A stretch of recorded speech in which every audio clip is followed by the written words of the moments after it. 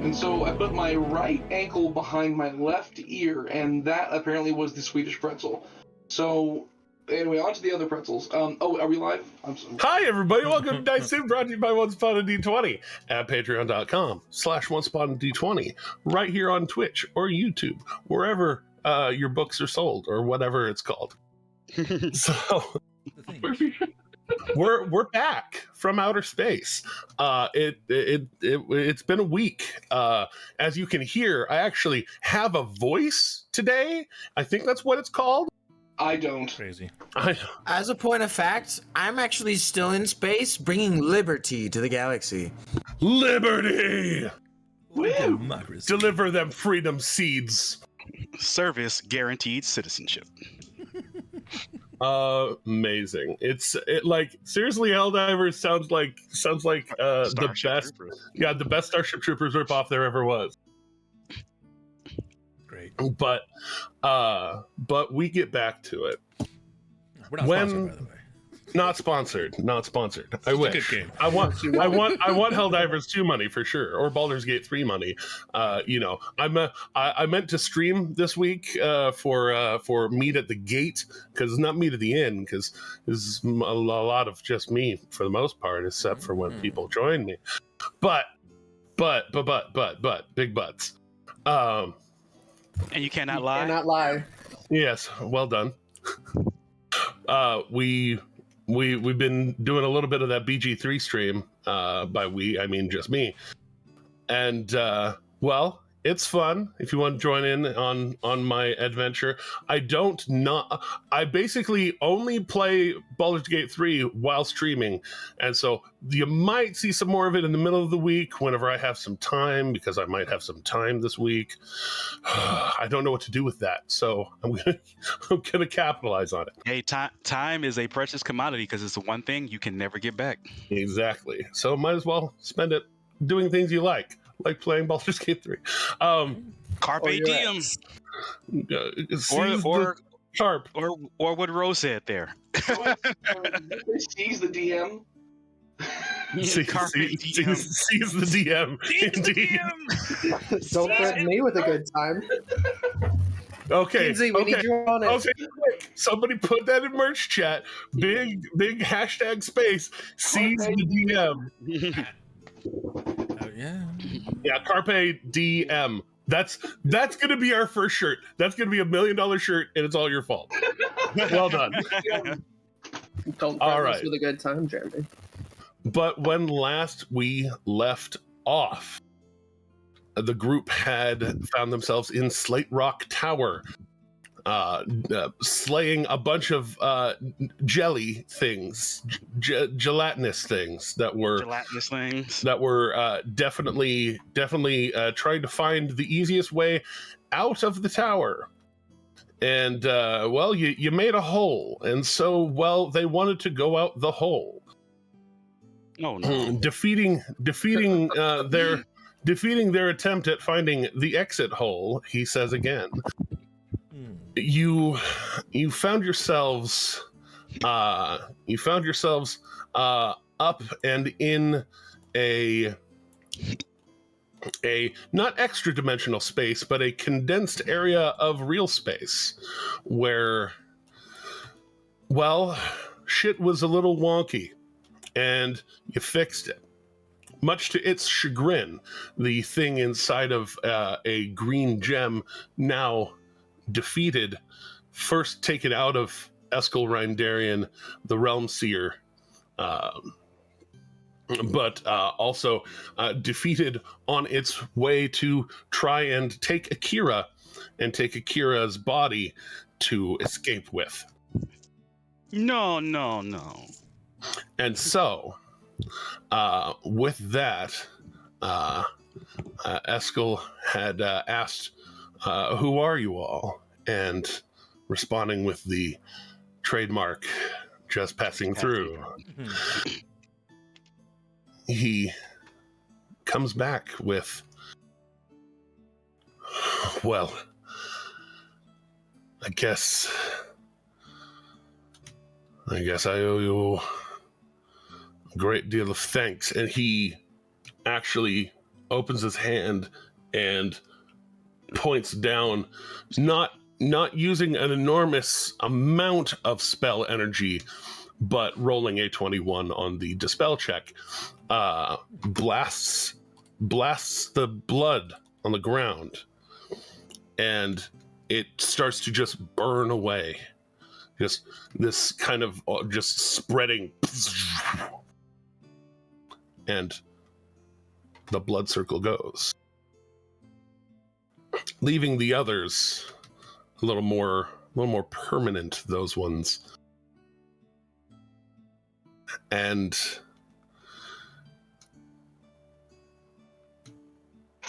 just kind of taking in the sight of everyone around.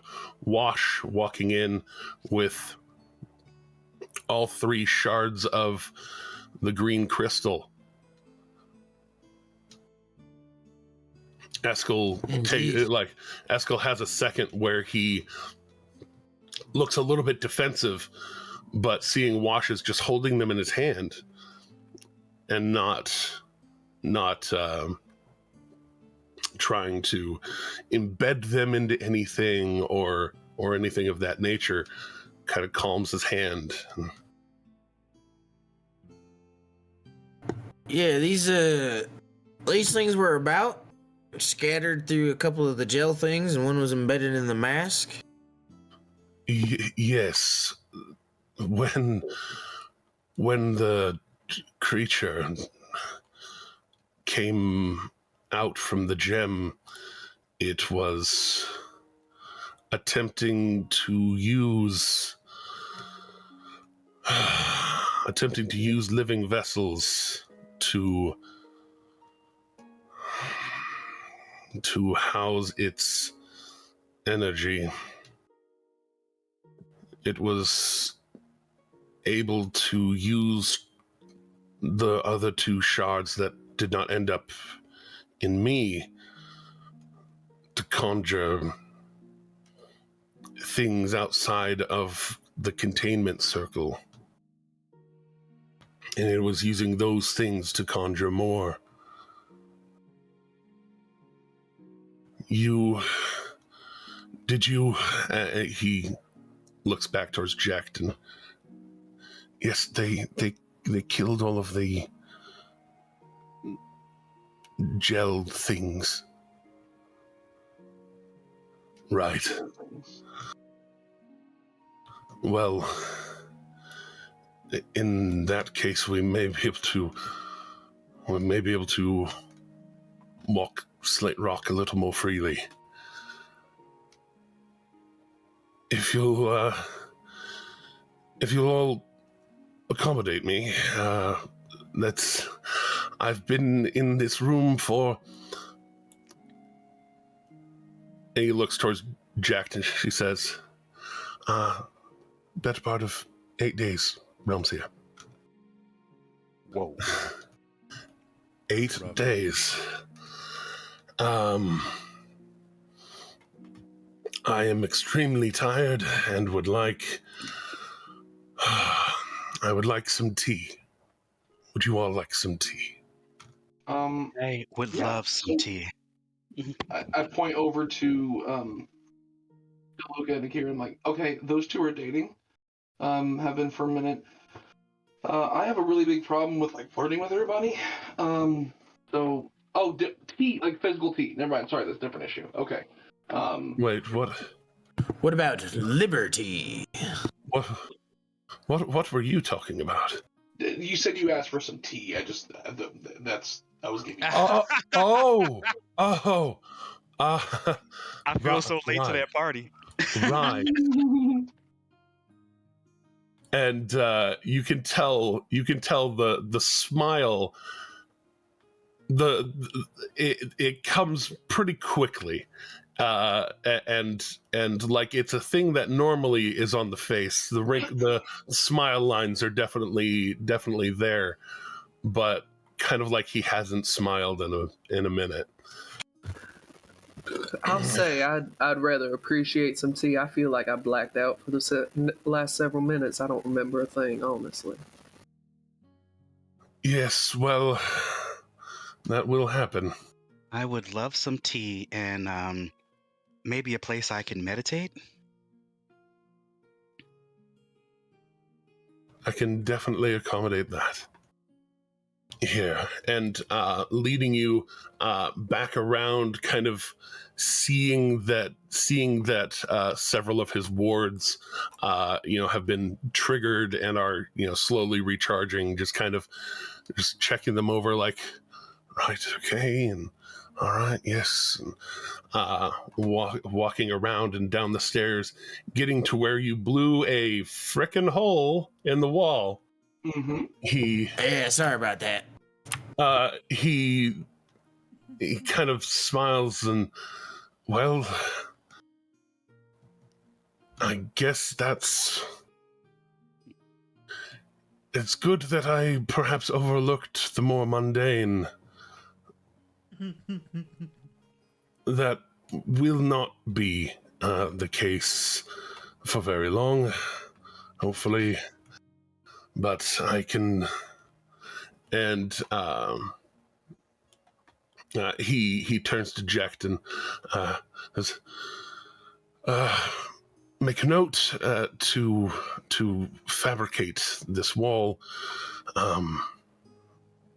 And she pulls out her book from her side bag, and as she pulls out the book, she just conjures a pen, a quill into her hand, and without dipping it in anything, just starts writing,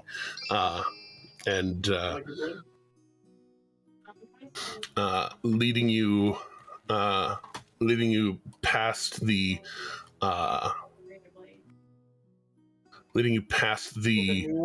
vault area. He walks by and says, Edward, the danger is past. And the construct walks over and pulls an amulet off of its neck and hands it through the bars. And Eskel puts it on this large kind of diamond shape that's not a diamond. It's a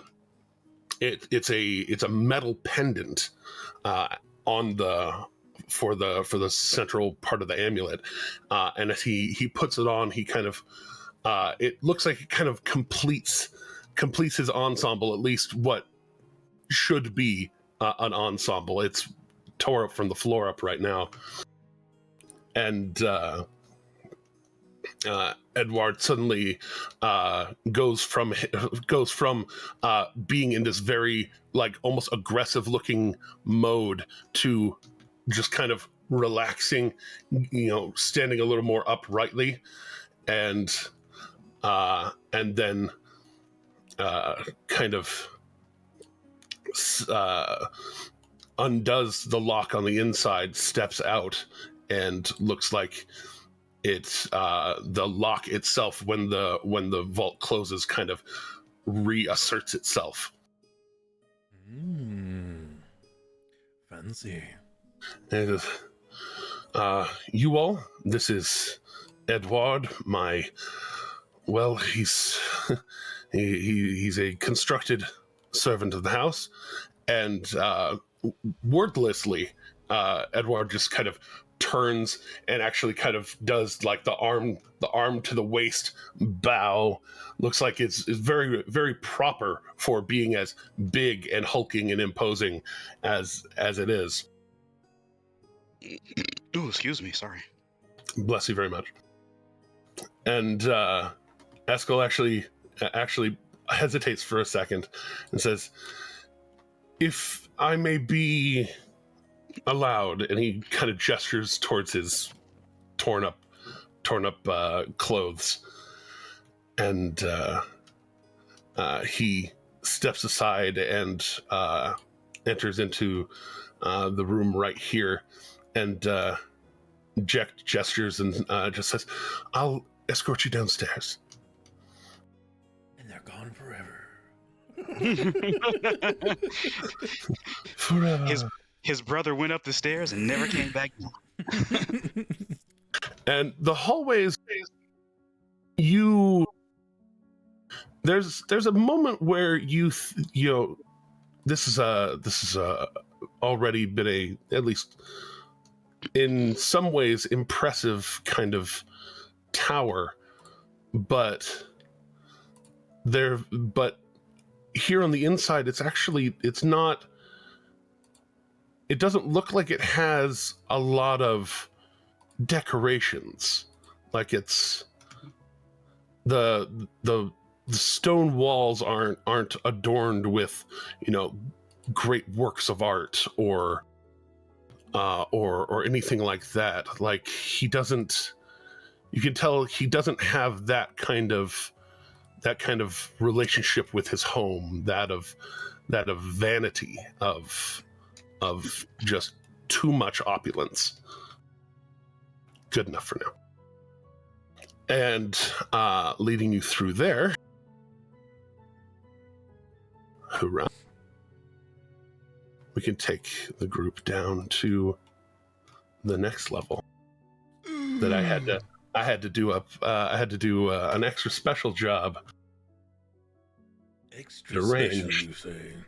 Because I put in that garden here. It's so dark. It's so dark. Don't worry. Are you sure you're not from the Hello, DC darkness, universe? my old friend. Turn off the dark. I'm afraid of the indeed. dark. Oh wait, I can see in the dark. But getting to the bottom of this stairwell, down the middle of the tower. Here we go. Make sure I keep at least a few things secret. Secret tunnel. It opens up into the second floor, which while it has no windows, it has a lovely pool here, kind of in the middle of. Wait, what's that? Oh, that's not what. Why were you there? Stop it. Mini ship battle. Why are you there? Stop it. Okay, there we go. So it has this lovely kind of pool of water that it's only like 2 or so feet deep. It's very placid. It does have a little ship floating in it. And then as you come down, you see on the ship suddenly flops what looks like a glob of the water, but it's more than vaguely dragon shaped. It's small, almost like a pseudo dragon and a water elemental were combined. Interesting. And I like that. and Jecht shouts out, "Gerard, you survived!" And just jumping straight out of the water and flying past this water creature just whoosh, and just like snakes through the air, catching air and flying, and actually like slams into Jecht and like gives her this kind of hug. And where there was the abject detachment and definite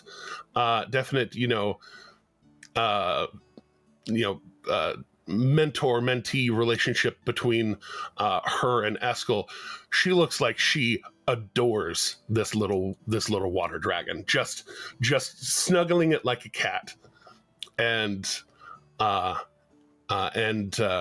it kind of hugs her and then like snakes around onto her shoulders and just kind of looking out, looking from her shoulder at all of you curiously, not aggressively, just like you can just kind of see its liquid draconic face just kind of looking around.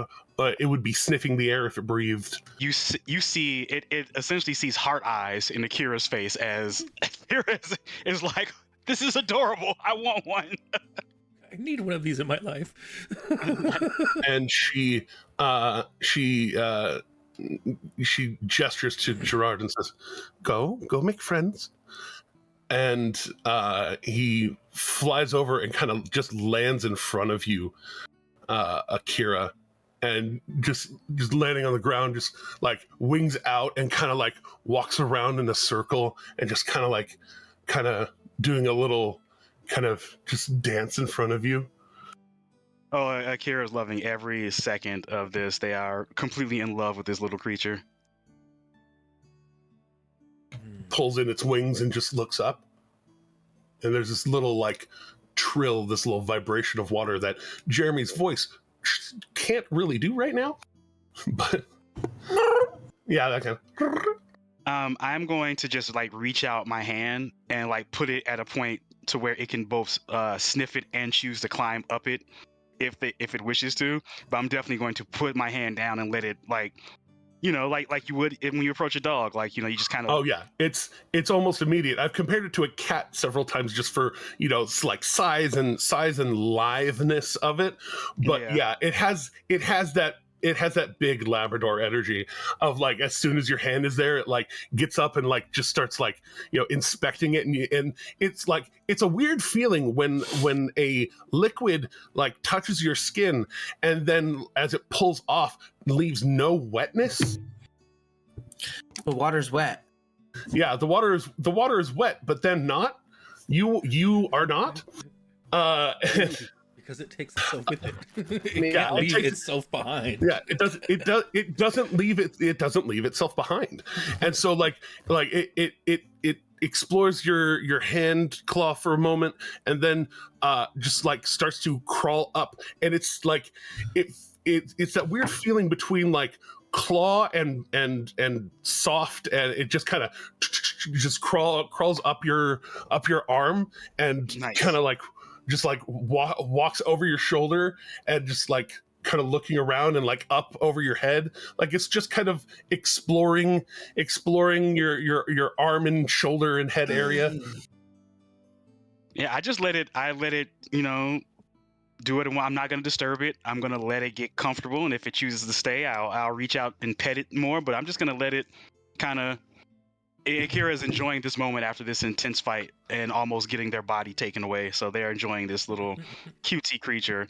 This is how they're dealing with the trauma of almost losing themselves. Sounds about right.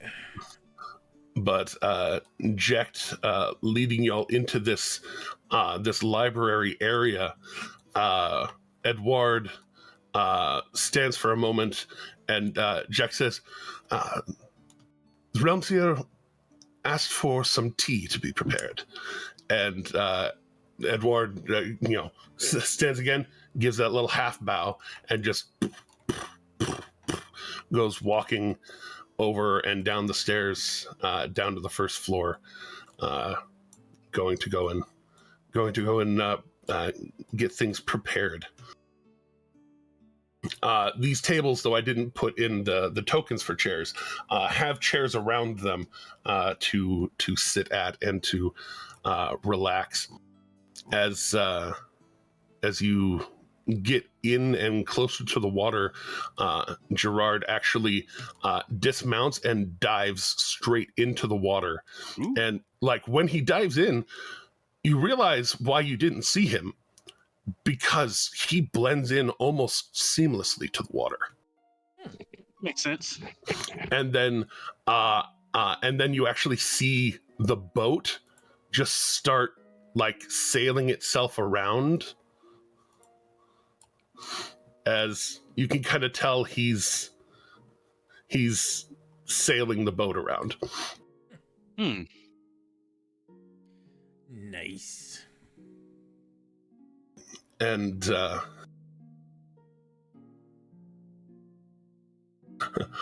I see you moving your token about. It's just meandering. Just looking around for no particular reason. That's all. I was wandering around myself too. That's fair. So as you look around, this space it's very much a library of not even like esoteric knowledge. This is more of like general knowledge of history, of like there are works of literature here. There's a lot of a lot going on.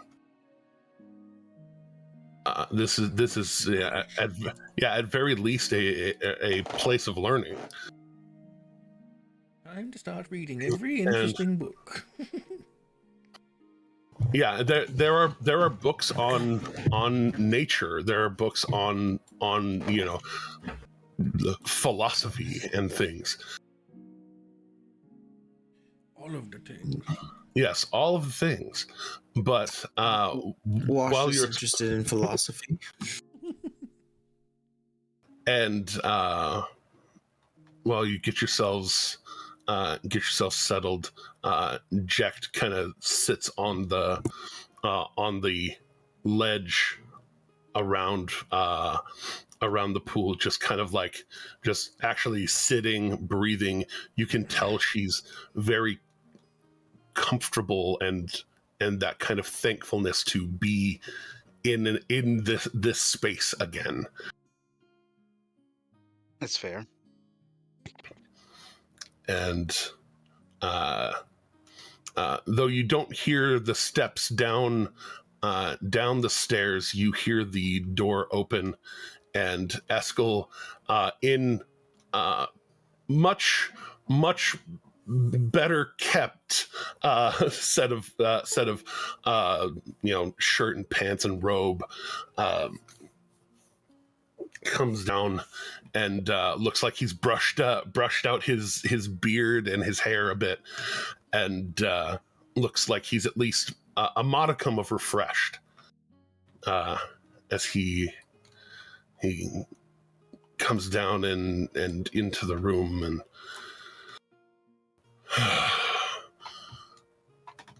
now that I have a moment, welcome to Slate Rock Tower. I, as you may or may not know, am known as Realm Seer Eskel Reindarian, a former maker of the Arcana Pansophical, now emeritus, retired from the Pansophical on, ethical differences, but they still have my respect, and I like to think I still have theirs.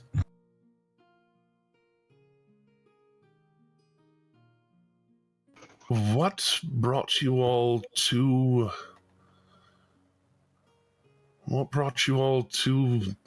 Slate Rock? Well, I when we just turn see and look at Lock Valineth. As I'm just perusing through things off to the side. I'll say, when we see a locked door, we tend to go through it. No. That's actually not at all. That's a very poor representation of we Our happen friend to there. know. Eskel smiles at that. That is That's everything we've ever done is just go into stuff we're not supposed to go into. Asher, you are incriminating yourself. Shut the hell up. No. That's I've known a few folk like that. No, Used to be in all honesty, our friend there, he gestures to Valineth, he was actually just interested in your herb garden. He was flying around and noticed it, and noticed your apprentice there locked outside, and brought it to our attention. And well, we thought we might come lend some aid in exchange for some herbs, and maybe a little something more, given the general difficulty of this task. I'll be honest with you. We were in it for some sort of gain. That I cannot fault you for certain. Yes, you do have a absolutely beautiful garden, as our compatriot said, and we figured we'd offer aid because it was overgrown, and typically when things are overgrown, that means that nothing really can get to it that isn't supposed to get to it. So, and you say it's overgrown, and you can tell Eskel's smile. It's like there's a sudden staleness to the smile, and his eyes just drift towards Jecht, and she puts her hands up and is just like, I was trying to unlock the door. I was a little busy, and he kind of, you could tell it's more of an act of my garden's doing what now? What about my garden? You haven't been tending. Yeah. And you had one job? He looking to Valineth, he says, well, I'm grateful that you asked, rather than finding out about the manticore nettles that I awakened. Did you? That is the most interesting thing. I ask you, I beg you to let me see those before we leave. Oh, well, you see, manticore nettles, generally, they, if they are left to their own devices, will just attack anything that gets near them. If you treat them properly and give them a reason to stay and stick around, they'll protect what you ask them to protect. But yes, they would have rather aggressively taken to trying to protect their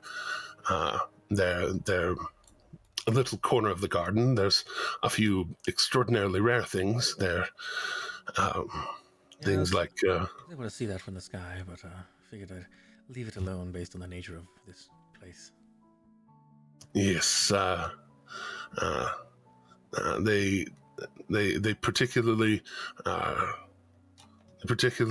protect my my allure, the diviner's allure. And for you, Asher, allure is, well, it's a pretty potent drug. Asher, you may know about the drugs. Yeah. I'm not stereotyping. We've talked about the kind of things that you've moved in the past. It is a very valuable thing. Not only for like, there's the high getting part of it, and then there's the, like, if you're able to cope, you can actually project yourself, and for the sake of mechanics, essentially cast the scry spell while you're high on it. I can see the future. Yeah, for real. In the future, you're just seeing somebody else's presence. Yeah. You can trip balls and then also actually see other places. But that trip sent me somewhere, man. So you're saying it has a lure to it? Indeed. It's spelled Olloore. Olloore. Gotcha.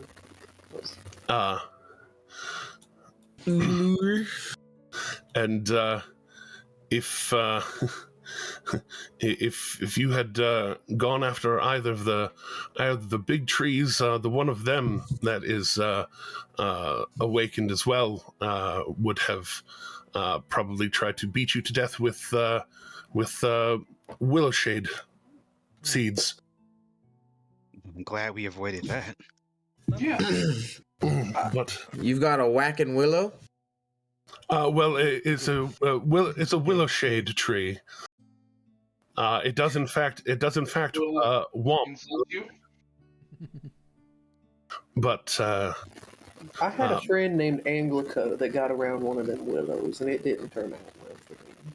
yes,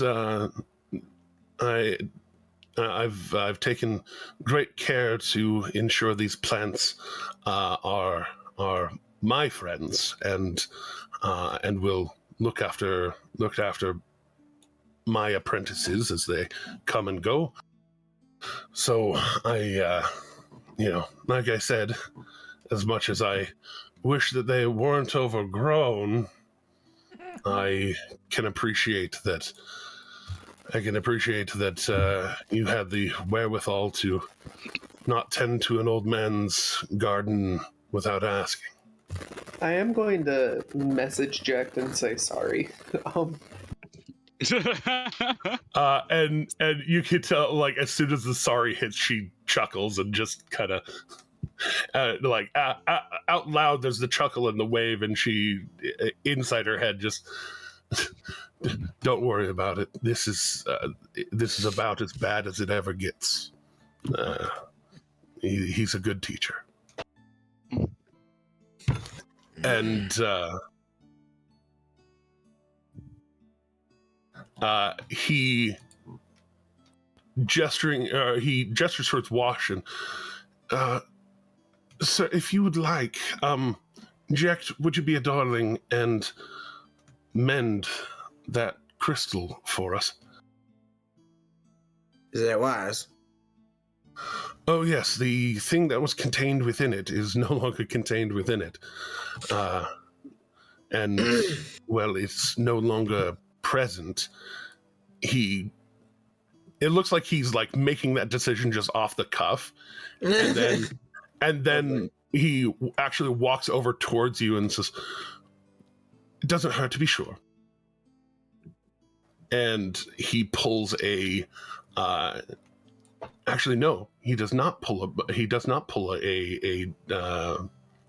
pearl. He can identify at least once a day without it. And and he comes over and may I? And I mean, it's yours anyway. Puts his hands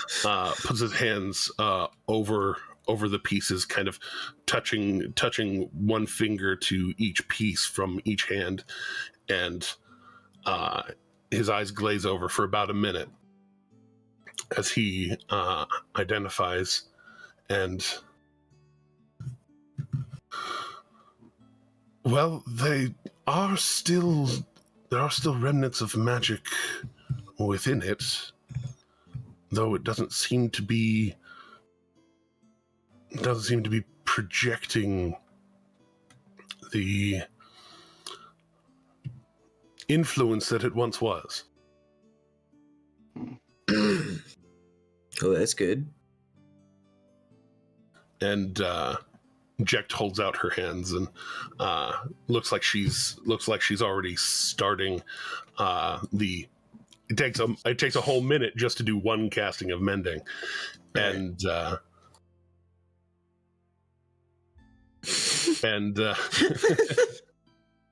And she a long awkward silence. As she is doing that and mending the bits, Eskel looking over towards the rest of you. Well, you said you were in this for the money, for some manner of reward. That's about the gist of it. I mean, obviously also because it was right to do, but yes, we do like to be helpful. We were primarily here just to help someone, but things got complicated rather quickly. Well, I mean, help someone and maybe get access to some. I would say the herbs were a tertiary goal in the matter. It's not wrong to do things for monetary gain, as long as there are also ethics behind it, thoughtfulness behind it. It's the difference between making a profit and being selfish. Yeah, if we'd have thought your apprentice here was some ne'er-do well or just trying to break in, we probably wouldn't have helped her get in. But she genuinely seemed concerned about your well-being and the state of the tower was in, so. That is reassuring. And there's a moment that he it suddenly clicks. Right, state of the tower, and he holds out one hand off to the side, other hand off to the other side, and it looks like he does this kind of spinning twist and a gesture with magic, and doing a very particular set of motions. The stone around suddenly shakes, and this is almost a shift of the foundation, and you can actually hear the stone at the front door suddenly giving way and shifting, and what stone there is left around the balcony where you had blown the fuck out of the wall, what stone is left there retracting and pulling away, and a few doors just suddenly becoming normal doors, normal openings. Well, now Slate Rock is no longer on lockdown. I have had my hand in conjuring things before that I wanted to make sure would not be able to get out. And, well, as you can see, he gestures towards the gem being repaired. As you can see, sometimes I'm right to do so. Yeah. Yeah, it was a good call. That's for sure. Yeah, it took us a minute to figure out how to get in here. But, well, I suppose I could ask you either individually or collectively, what do you value? What do you... I suppose you could see that... he kind of gestures towards the library. I am a seeker of knowledge and a seeker of things that enrich others. I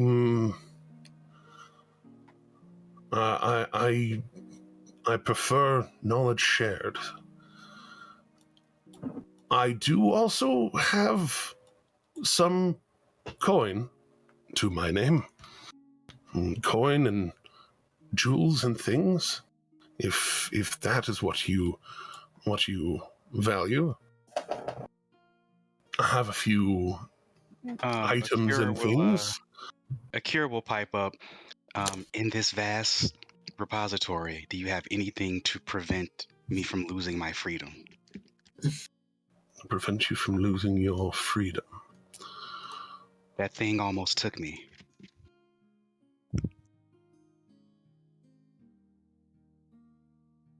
Do you have some time?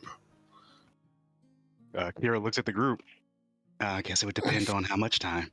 If I remember, weren't we about to leave? This was something that we were doing on our way out. Yes. Yeah, we were about to head towards Zephyra. We have one foot out the door. Yeah, we're about to head towards Zephyra, so... Yeah, that's right. We were headed towards We have one person who's here in body, not in spirit, and we have one person who's in here not in neither way. So we need to fix both of them.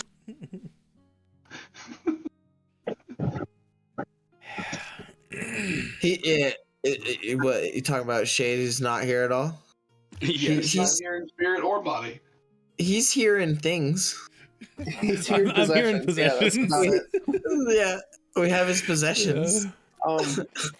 Well, to answer the question, yes, it would depend on how much time that is. We were actually heading out of Westruun currently, heading east, Southeast towards southeast. Zephyr. Oh, you're heading to Zephyr. Well, that would make sense. Gesturing towards Valineth, just kind of an amount of just natural comprehension. What's that I supposed imagine- to mean? I actually imagine you look like Look like a above druid. table. I imagine it's almost a bit of deja vu for Eskel, because there's a guy with a gun and a druidy looking elf person. it's true. There's a certain amount of history. Yeah, Teddy gets it. And Nyak's gonna look slightly frustrated in Fey That's good. ancestry. I like it. Well, if Oh, that's good. if you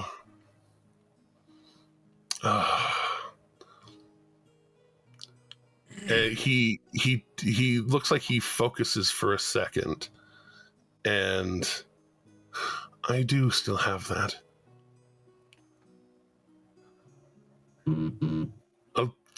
Do you have anyone who can send a message if you are, say, done with a book? Yes, I can cast sending. As I say, I think a couple of them over Yeah. there can. Also do that. Oh, you can. Fantastic. Excellent. There's a few of us then. Also, hi, Chelsea. Hello. I'm Well- only being quiet because, like, Derek would definitely not intrude on this.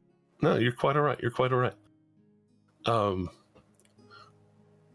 Well, First foray with the party.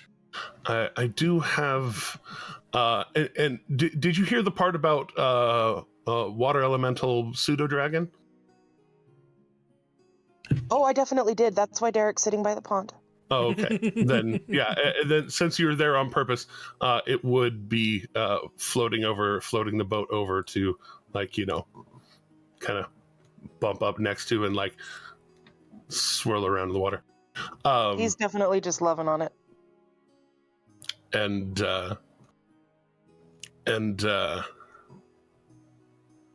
it looks like Eskel focuses for a moment and looking up, focuses on an object, and it seems to mist into form into his hand.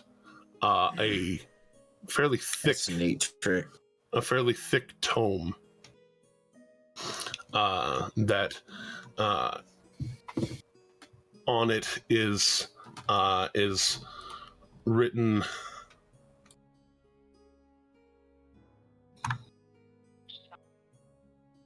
a deeper understanding of the universe. In very, very fine calligraphy, kind of with a latch around the center, very nicely, very thick leather bound, and he offers it towards Akira and says, "This is a once in a century kind of gift."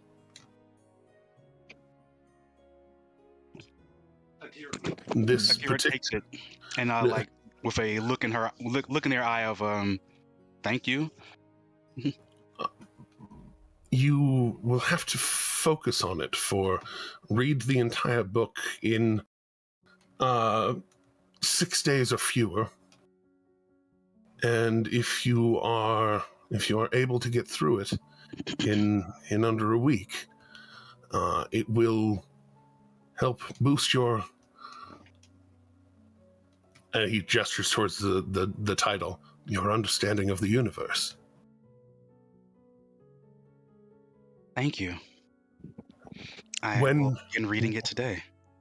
When it is completed, the magic that is within it will expire for, as I said, approximately a century. So, this is what I mean when I say I am very grateful for the help of you all. I am willing to give this under that auspice, and when you are done, please send message to me, and I have a gem that is that I have associated with this book, that as long as it is no longer being held on to and is just sitting about, I can just crush the gem and the book will return to me.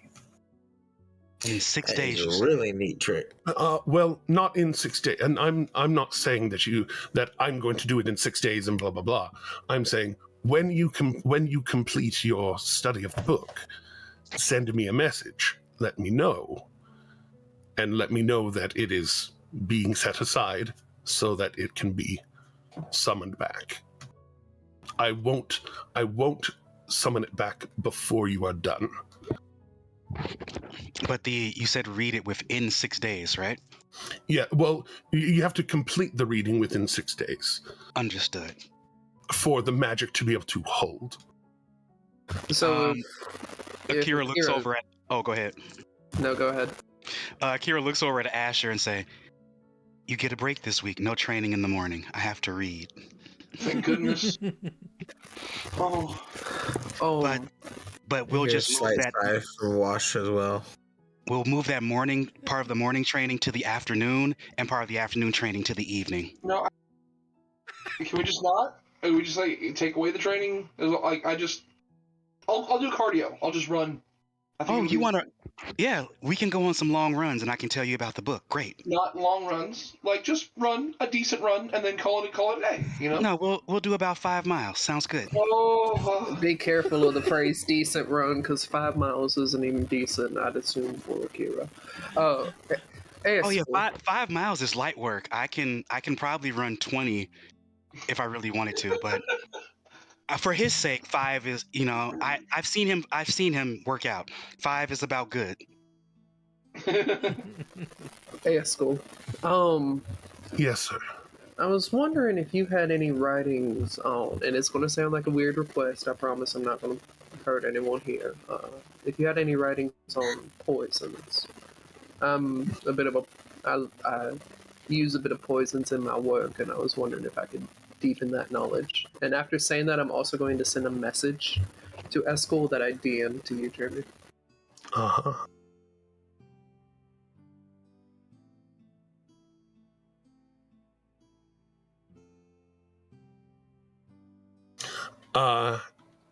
And he would look suddenly a little concerned and say, I might know a thing or two about a thing or two.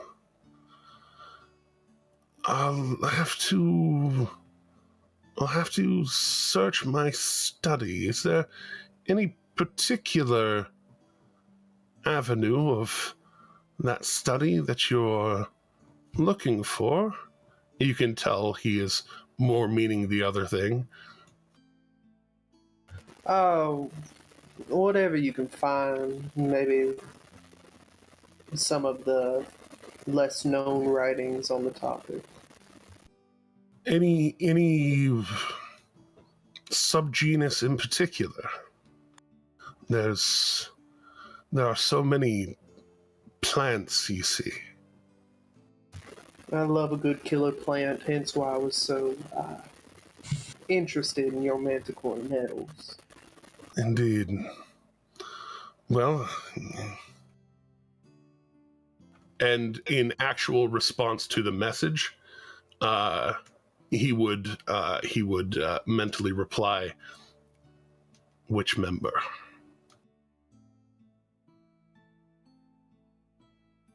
Give me a second while I find that. Yeah, no problem. And I could definitely research something like that up for you.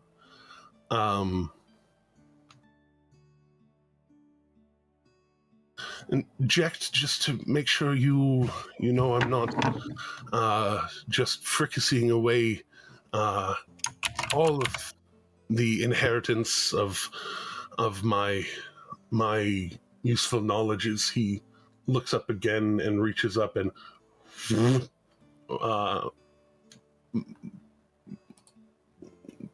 jumping into his hand another book that looks like it's bound in very much a similar way, like it's they're part of a set. Very, very nice leather, the kind of gold banded lock around the center, or latch. It doesn't lock. It's just it keeps it shut. And he hands it over towards her, and it is clear thoughts.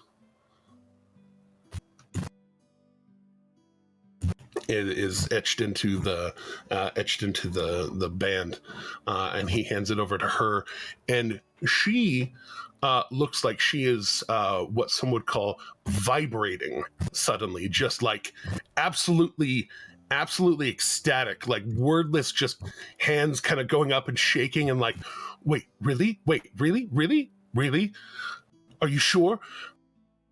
And he gets that smile of, well, you and they did just save me from an extraplanar entity that I was not able to defeat myself.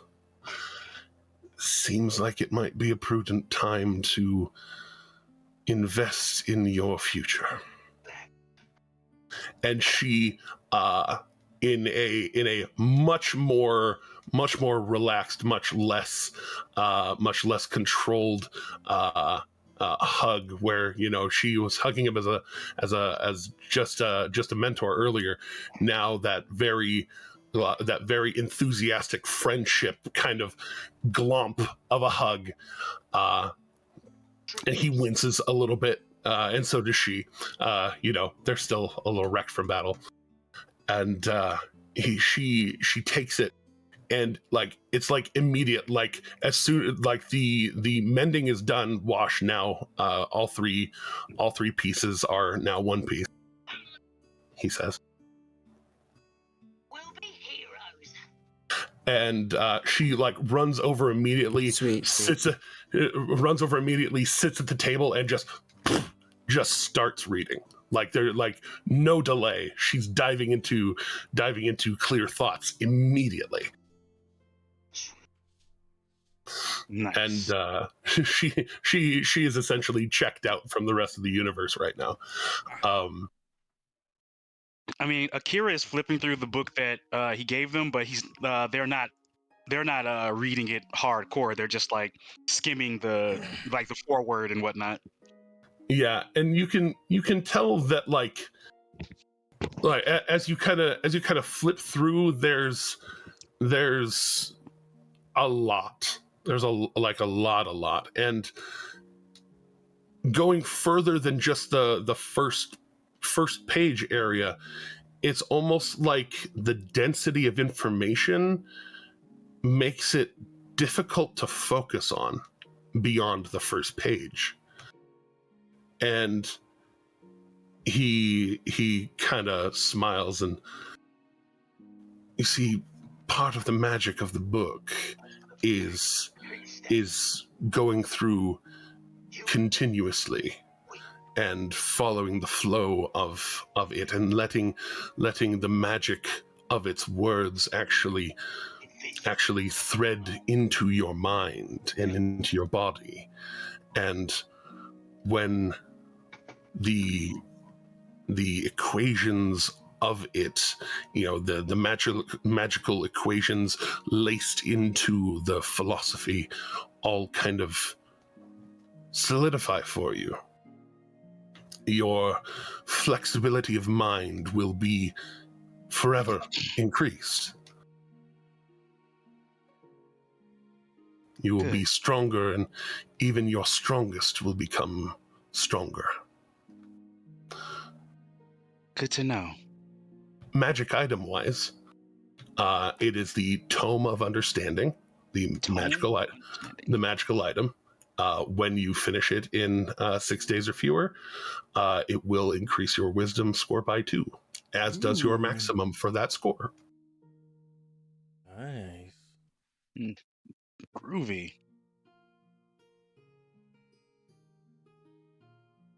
Groovy. So But Akira get wiser, so because Akira's yes. already wise, so they would just get wiser. Exactly. Wiser. Wiser. But yes, for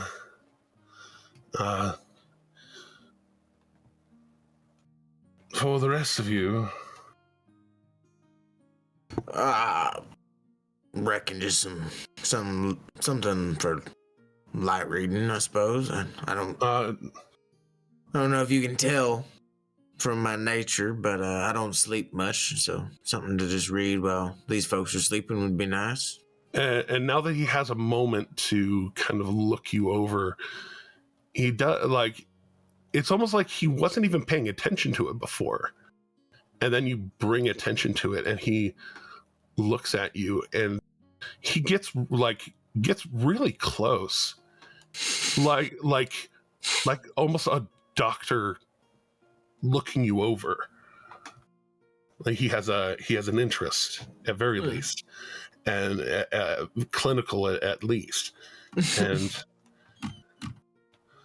yes, you are a curious one, aren't you? Well, I suppose. You see, there's a slightly less intensive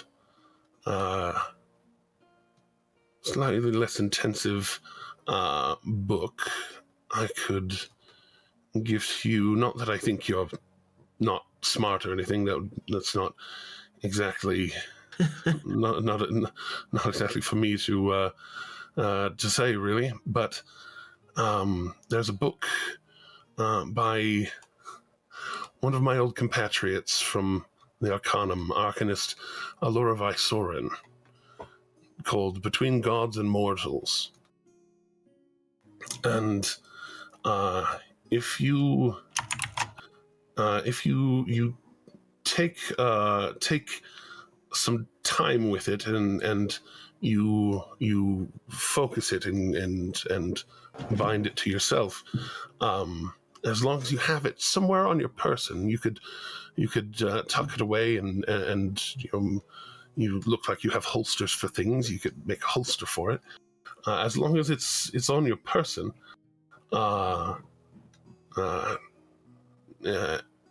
Every day you can sharpen your mind for things of history or religion that you would be able to recall, as well, as long as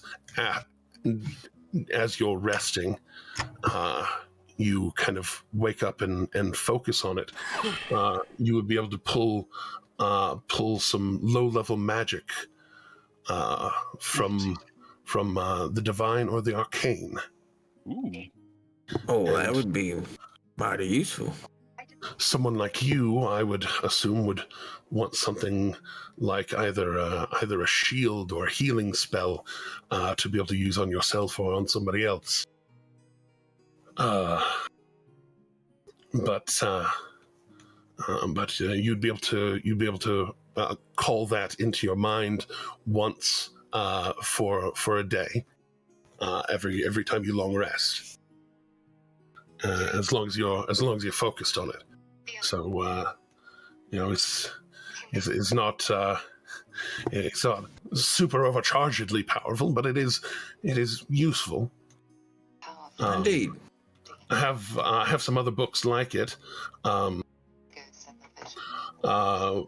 that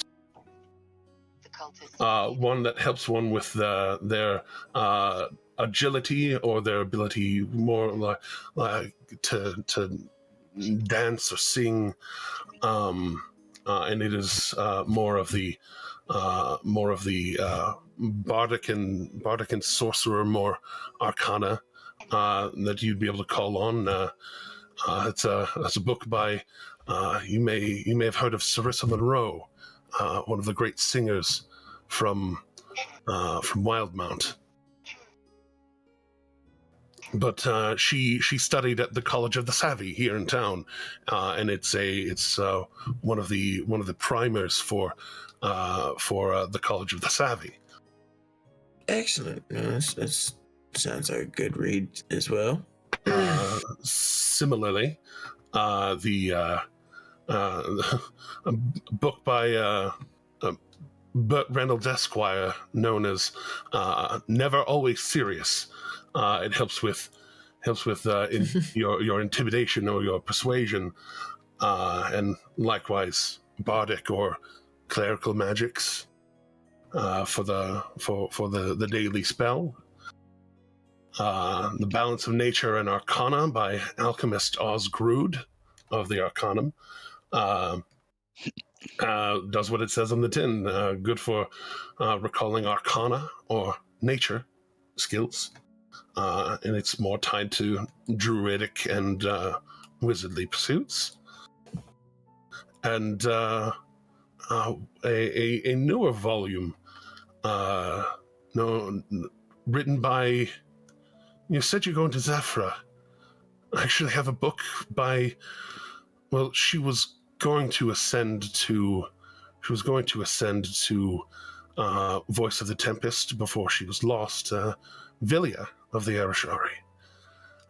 To Survive When All Is Lost is her book, and it helps with nature and surviving out in the wilds, and it pulls from druidic and wizardly magic.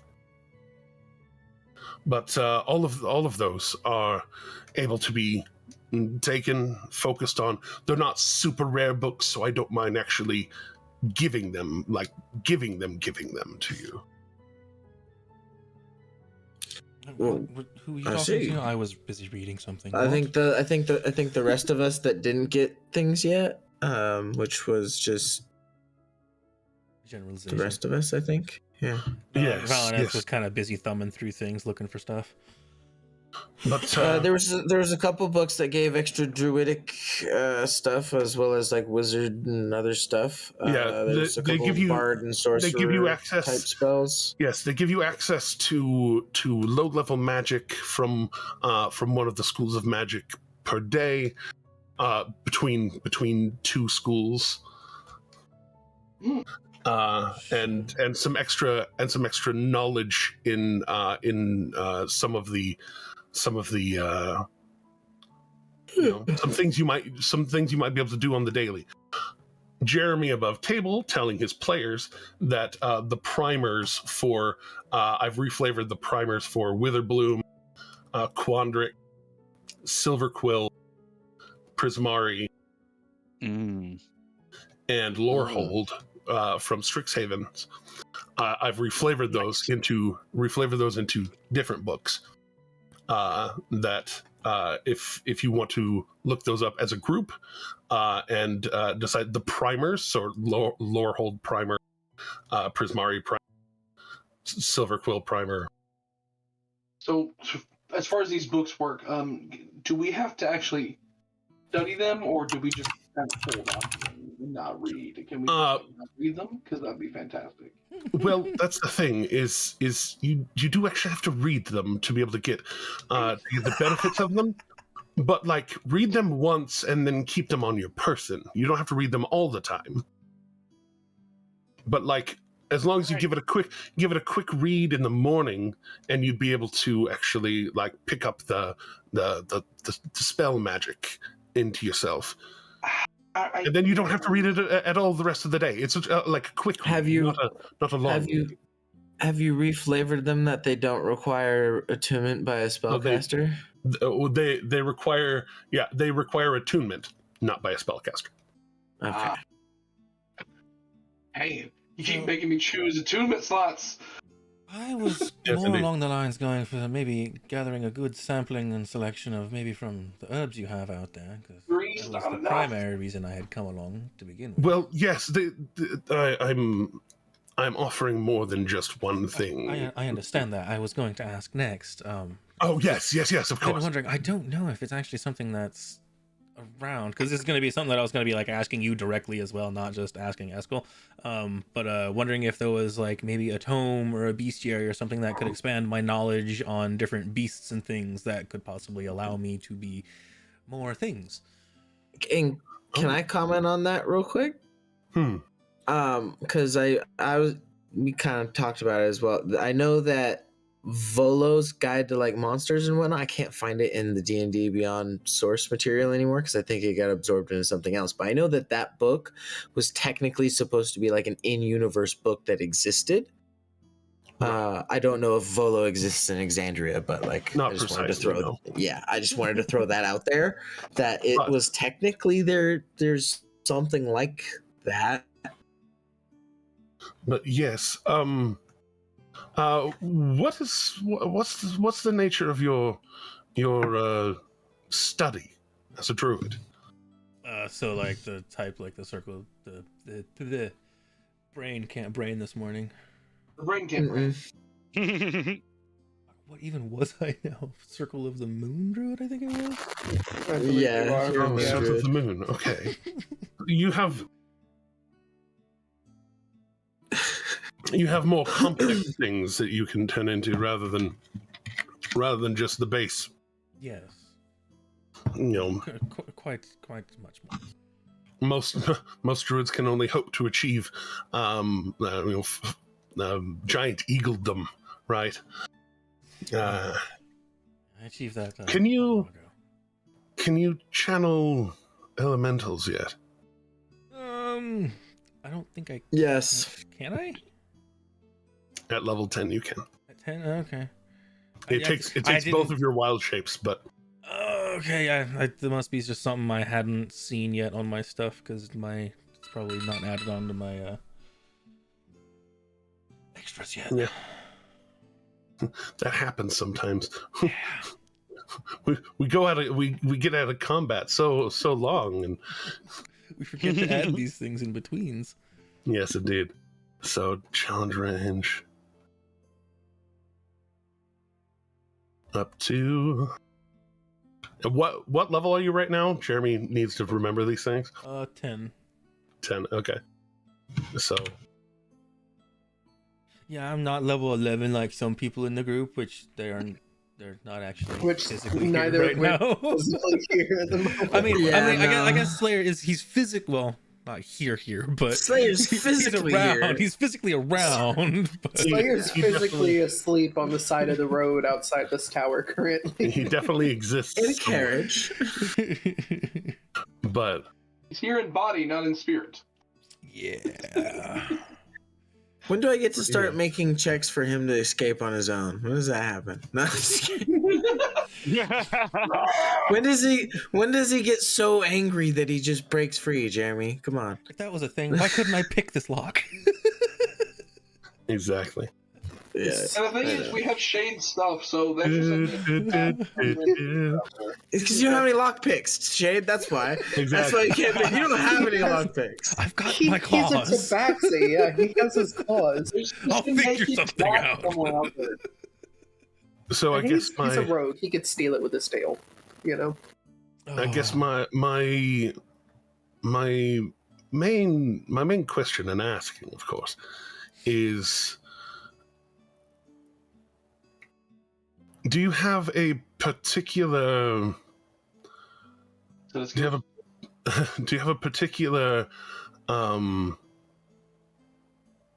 particular elemental type that you favor personally? Earth, fire, water, air. Tall, dark, brooding, a bottom. Decisions. I never thought that far. I was always just, playing with them all. Because there are some elementals that are a little bit between the spaces of just water, earth, air, and fire. Quick Long ago, the Four Nations. Sorry. quick above table question. Ahoy. If I were to say cast catapult on like a piece of explosive ammunition, what sort of It could be bad. It could be bad? Okay. It could be bad. It could be blue. It could be violet sky. Gun jams? Gun jams? Oh, yeah? Well, yeah. Throw Gun those jams? bullets Well, at you. fuck you then. That'd be great. Throw my bullets at you. I don't know about like per se. Inspiration on you. Inspiration on you. Inspiration. Oh, so inspiration for me too? Hey now, you're an all-star. I mean, Teddy's my cow, so exactly. That's what I was getting at. I know. But okay, so yeah, back on the thing. I don't know if I would per se like have a favorite element, but like something that might like favor because being stranded in the astral sea for X amount of time. You were stranded on the astral sea. Oh, for quite some time. Yeah. Do you even know how much time passed while you were out there? Like, does time work differently there? Oh, it very much does work differently. Yeah, it does, and that it doesn't. Yeah. Yes, in fact, in some areas, the only way to die is that, of unnatural causes. So. Yeah, I spent about 64 years stuck there. Oh wow! It says about, then says an exact number. Yeah, it's roughly that much. It's give or take a year. Per person? Based on Well, when I left and when I came back. Yes, you know when you left and you know when you came back. It sounds like. Well, the point. What year is point it? Yeah. What day is it? What month is it? I don't see my calendar. It's been a few days. So the reason I ask, I have a few codices on very particular elementals, and I would be willing to give up one of them, just absolutely give it up, so that you would be able to study it deeply and possibly be able to do it yourself. Oh. But it would make it so that it's probably something that you'll have to study pretty regularly, as it's not exactly common knowledge. But I have things like the Dust Hulk, or the Rime Hulk, Mist Hulk. I rather like the sound of the mist. Was there like a lava Hulk? That'd be nice. Well, that one you might be thinking of. You might be thinking of a salamander. Sure. He's like, I don't know what I was talking about. Yeah, Didn't he write a book on beast or something? Well, I am not proficient in any intelligence checks except for my Tinker's tools. Right. well, if Mist Hulk sounds fun to you, the thing that they specialize in, they fly, and they can maintain themselves in a hover, so they don't just have to keep flying to be able to keep flying. They can squeeze very small, and as I've understood it, if you are hit out of the form, Mist Hulks, when they die, they explode in a wave of water that can hurt everything very close to it when it dies, and it can sweep them off their feet if they are caught unawares enough. As well, there are other big things. Is when they hit, it is extraordinarily cold when they hit. Though if instead of just punching a thing, if you focus inward, you can release a very a hideous sort of wail, where not wail as in sound, not wail as in splash. Oh damn! I know. So to unleash that one and then myself, it would have been beautiful. Everything within 30 feet of yourself, if and especially if you happen to be, say, wrapped around them, because you with yourself, you can just occupy the same spaces as other things. Makes sense. But if you are around them, it is especially hard for them to resist it. But everything within 30 feet, if they are hit with this wail, they are hurt psychically and become somewhat incapacitated. Oh, lovely. It's it's not the most powerful thing in the world or anything, but it is fairly useful. It's quite useful when you've got these amount of friends around you. Indeed. So hypothetical on that, and this is just purely from my own morbid curiosity. Could he perchance crawl? You said he could get real small. Could he perchance crawl into something and then change out a form? When one is transformed into another form and then begin to occupy similar space, like if say he as a Mist Hulk decided to crawl down your throat, that would definitely hurt. But if he then tried to become himself while trying to put himself down your throat, unfortunately, the volume of a Mist Hulk doesn't change when it squeezes into a space. So him trying to squeeze inside of you already would squish the shit out of your insides. If he were able to force himself far enough down, you're already having enough problems there. If he tries to become himself, very much like one polymorphs, the magic shunts you out to the closest available empty space. That's unfortunate. I was just thinking in hypotheticals, of course, and thank you for satiating my curiosity there. No problem. I'm just saying, though, if you did decide to crawl down somebody's throat and punch them from the inside, that actually sounds horrific. Yeah, Akira is definitely like, this is a fatality. Yeah, just reach down into their lungs and pull their lungs out from the inside. It's fine. It's spaces as narrow. It's spaces as narrow as an inch. The alveoli inside of lungs is a bit smaller than that. Okay, then go to the stomach contents and tie the intestines into a knot. I mean, we'll figure something out. Figure something. At both of you, like, what is wrong with you two?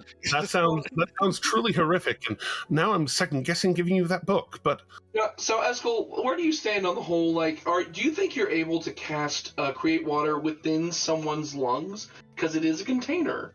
And I have tried that. It doesn't work. He's tried it. See, we're not psychopaths. It's not just I did not say that. What about me? I love the look on Sean's face, not the look on... What about me? I'm just marveling at all the fatalities these guys are coming up with using this Mist Hulk. It's Somebody said something about not justice. No.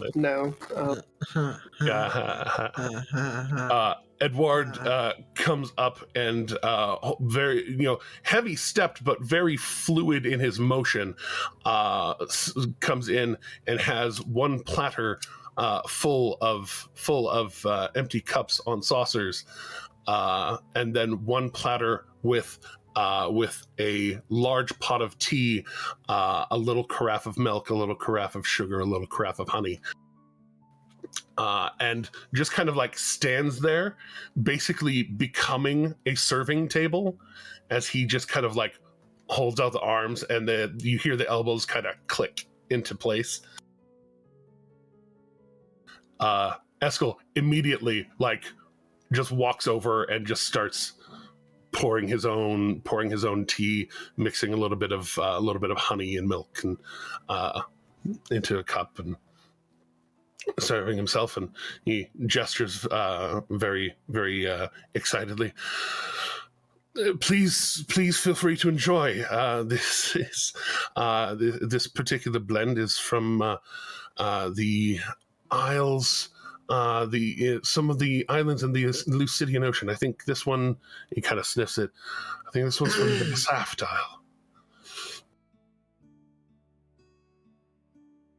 Isle. Tasting it, it is a very like kind of earthy, like almost floral kind of scent to the tea. It also has a decently high caffeine content. So, woo. As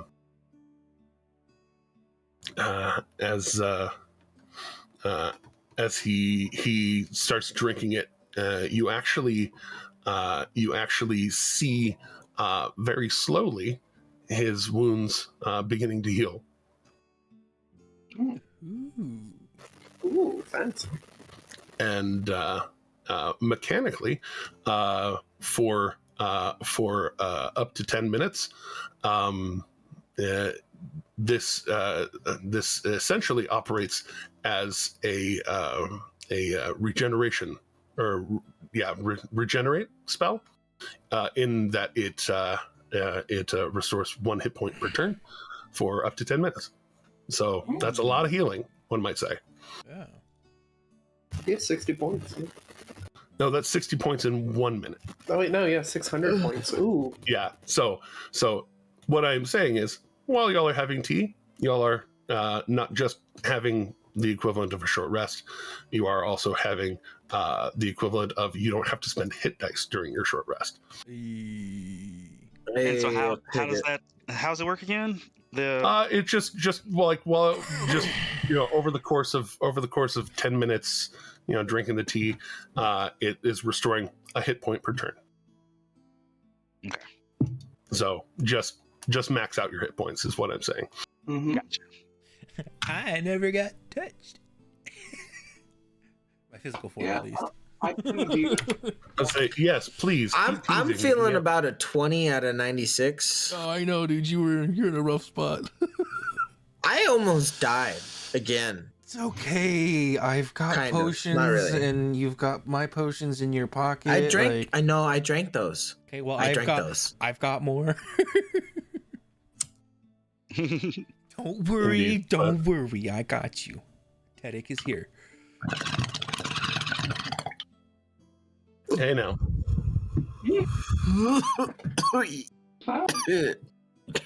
Anyway. Indeed, that's some good tea. That's some really good tea. Really good tea. So I think I'll take the Witherbloom primer, which I think was the one that was by Villia, right? Yes, that is. Here, let me put that right here. Survive when all is lost by Villia of the Arashari of Zephyra. Oh. Yeah, you know what? I just realized that I gave those very long descriptions, and I can just hit buttons. So here's that one. Here's this one. If y'all want to take them, you can. Where's the Corfell book? No, I'm just playing.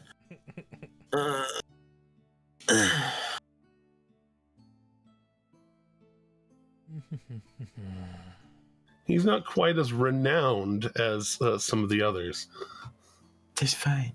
While we're on the primers, can I just say I'm so excited to service a book. I thought you might.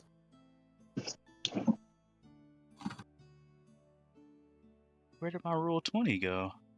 What row? Did you delete Roll20?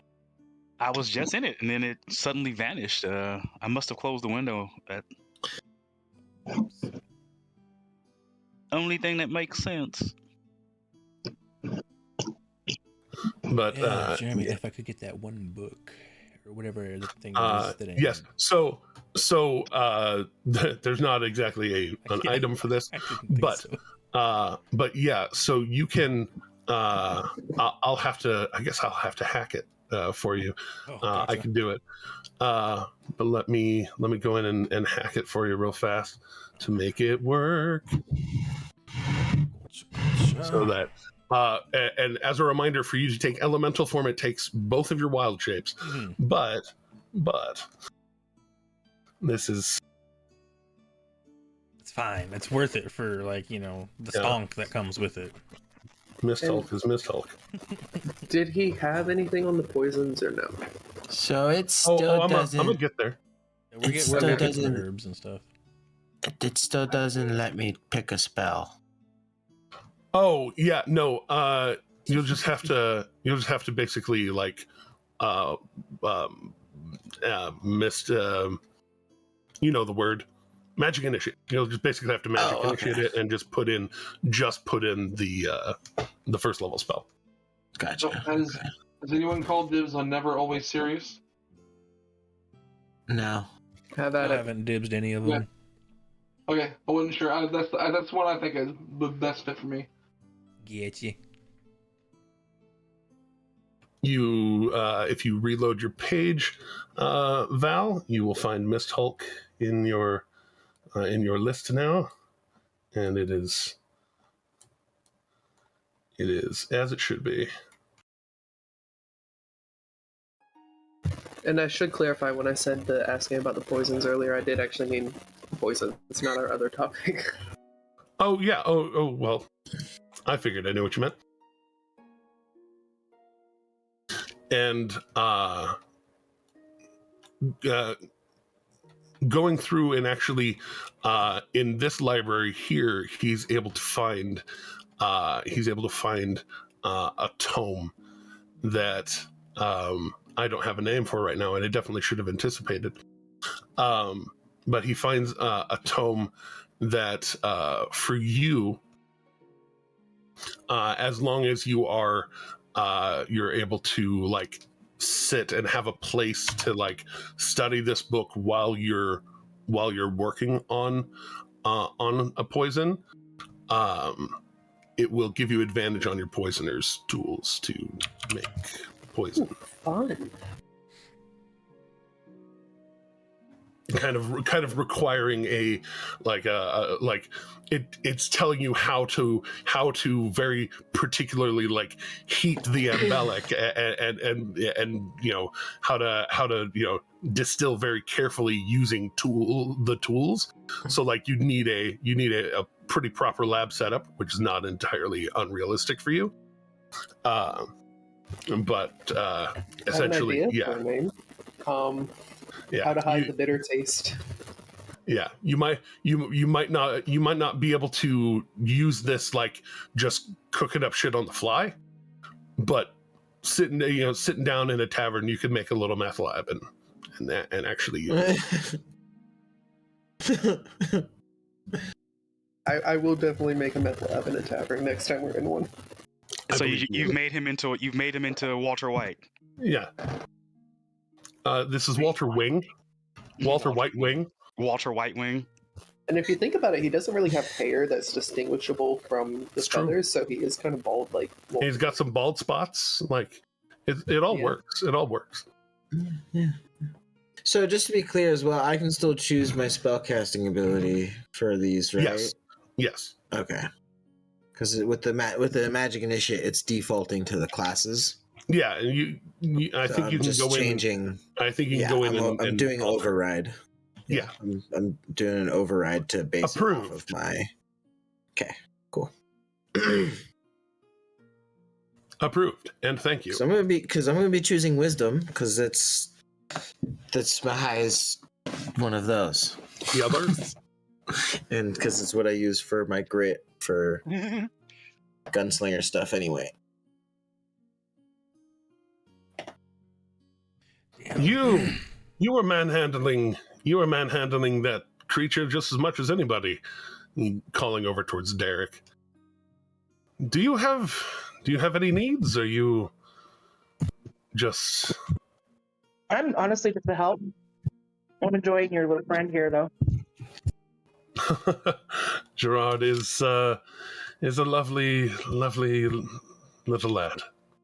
I have to admit, I'm curious that, like, Tyler's outside, but I'm curious what he'd make of this little guy. He's I actually I came across Gerard actually quite on accident. I was conjuring a lot of water from the elemental plane of water. I was able to lay out a portable hole, and I filled it with water, and then I brought it here. And very accidentally acquired Gerard in that way. Luckily, he's not a malevolent little spirit. He's adorable. Just Yes, he's fantastic. I love him. Just, I'm not able to find the book in your homebrew content. Is it in there? Oh No, it's listed under something else, and then you copy paste yes. the name and. Oh yes, change it is. It is listed under Silver Quill Primer. Okay. It's just okay. Thank you. Yes, it is. It's from the Silver Quill from Strixhaven, which does not exist in Exandria. Yep. But yes, Burt Reynolds Esquire. Yeah, no, I saw that it said. Well, on top of that, it said Bertrand Guster Reynolds. Yes. It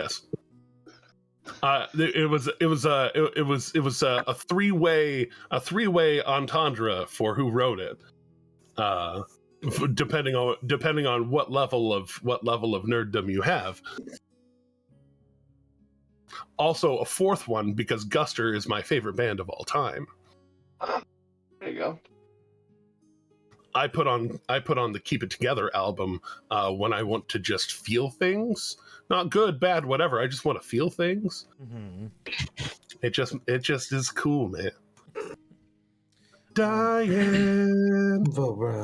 Did anybody pick the Balance of Nature and Arcana book?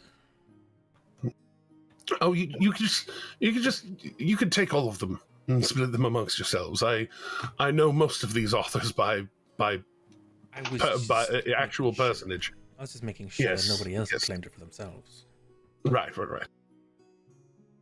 That's the Quandrix one, isn't it? Yes. Yeah, it's a wonderful. Yeah, no, I don't think so. Because intelligence or Arcana and Nature, whatever. I'll give myself some boosts. Yeah. I got good rolls with those already, so may as well give them a little extra yum. I went with nature and survival because I got decent rolls in survival, but not nature. Yeah. They're both druid wizard, so Right. Works out. But I mean, no, are any of you? Are any of you? This is going to sound insulting, and I don't mean it to be insulting. But are any of you deficient in any area of your personage that you would yes. like to shore up? Akira raises their hand. I have gloves that can. I have gauntlets that can make you a touch stronger. I have gloves that can make you a little bit more dexterous. I have a necklace that can make you a little more constitutive body. I have a headband that can increase your intellect. I have That does sound interesting. I have a circlet that can increase your wisdom if you are lacking, and I have a cape that can make you much more confident and more attractive looking. Kind of accentuate your qualities rather than any flaws you might have. They all do. Eyeballs the cape and is kind of like, oh, well. I can go and get any of them if you would like. I'm not against being a touch stronger. I think I'd be a little bit better fleet of foot if I could. Might I request your intellectual band? For certain. These do require focus, but yes, I used each of these once upon a time as I came up, and then kind of didn't really need them anymore. So here, and he actually wanders off for a moment and heads up the stairs, and a few moments go by, and he actually walks down the stairs, and you hear kind of a little tink against the walls.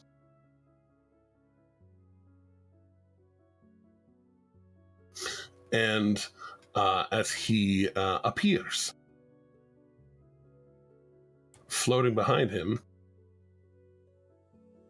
is just kind of a mannequin statue of kind of himself, and it has on it one of each of these things. Here we go.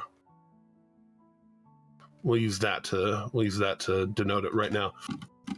But it is a much older looking statue of him that has the bejeweled headdress of intellect, the circlet of wisdom, the amulet of health, the gauntlets of ogre strength, ogre power. If they're gauntlets, I will pass because I already have the wraps on my hands. So I will pass. The cloak of charisma. Cloak of charisma. That's where Akira is very lacking. But yes, mechanically and above table, each of these will set one of your ability scores to 4. They do require attunement, or they set it to 19, so a +4 to one for one of your ability score modifiers. You can take any of them. He is not volunteering them to just go and be sold off. He is volunteering them to, if you would like it and you are going to wear it right now, you may take. Of course, yeah. That's a tough decision, because I would have to unattune to something. I don't know, but having a +4, having a 19 charisma would help me with those. Will help me with a lot, because it actually may be more valuable to me than the Ring of Mind Shielding. No. Yeah. Yeah, because you know how many times I've almost I have a +0 charisma, and how many times I've almost been taken over. Like my father knowing my location is one thing, but he could almost with my +0 charisma. I've lost it before, and I almost lost last time. Like, look how much we had to put into that roll to get me over the hump. I mean, this is. I think it's a good option. Yeah. What was the thing for? I agree. strength? The item's a good option, but Gauntlets of ogre power. Yeah, Gauntlets of Ogre Power. but is that the attunement slot you really want to give up? What was one for dexterity? Gloves of Dexterity. Yeah, I'll take those. Yeah, I'll sure. take the intellect. Gloves. I mean, because so the ring of mind shielding. Why do you want better dexterity? Because he's no longer a monk. Because my AC is currently 15. Okay, that's fair. I forgot it's tied to AC as well. That's fair. Okay. I mean, I'm tempted to take the Circlet of Wisdom because that would give me another grit point. Good help. Also, kind of seeing the whole crystal in your hand, Esk will point and be like, "Right, that accursed thing. Well, no longer accursed. If you focus in on it, it's only as strong as you are. If you have a higher intellect, it works more strongly. It is what is known as a psi crystal. And the stronger you are mentally, the further out you can project telepathy. And you said this is called the Cape of Charisma? A cloak. Cloak of Charisma, sorry. By the way, I just suddenly realized if you're ever done with that, let me know, because that would make me faster. Because I add my charisma bonus to my initiative, so right, make you faster. That would give me a +2 to my initiative, so I'd have a +7. I'd have a +17 to my initiative. I would never roll below an 18. I think for me it's a good trade-off to.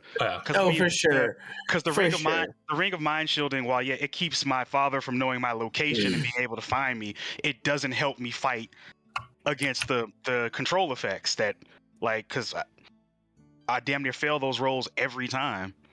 So I think him knowing my location now. I mean, we all know he's a threat. So. I think it's a decent trade-off to get a 19 charisma to give me a shot at stopping being controlled all the time. So yeah, totally fair. Yeah, I think that's the way to go. And plus, I'm going to be able to boost my wisdom by reading this book, which gives me greater wisdom and charisma combined, helps me deal with control effects, and it truly becomes the dice roll and not the fact that I have a +0 to add to it. Like, I can't add anything. So, yeah, I think I'm going to do that. I think it's the wise choice overall. For sure. I'm just saying, if you ever find something better, Got you. Understood. If I come across something bad, I would definitely hand it over to you. So definitely taking the gloves of the thing. The cloak of charisma. The cloak of charisma. The circlet of wisdom. Circlet of wisdom. Yeah. Is anybody claiming the gauntlets of strong stuff? Of what? Nope. The gauntlets of ogre power. Has anyone claimed those yet? I mean, if you're gonna actually, you hadn't claimed anything yet. I'll let you have them. I was gonna use them just for extras. If anyone at all is interested, then Derek will absolutely like all. So no worries. Well, I'm sitting here doing math right now to see if it even affects my my wild shapes. I don't know if added strength for No, myself did anything to that, and I don't think it did. For your wild So shape. that's why I was No. saying. I was sitting there doing the math right now, just looking at things. So that's why I was saying, if Derek's gonna use them, use them. It doesn't look like they're gonna be any use to me, really. Oh yeah, so as of right now, once I get the after effect of the book, my wisdom will be a +5, my charisma a +4. I think this has been a great haul for Akira in terms of defense against effects. Yeah, it's almost like this place had a lot of magic stuff in it. It's almost like it's a wizard's tower. Who'd have thunk? We should. What's left? Because I will grab something for Luca. What's left? No,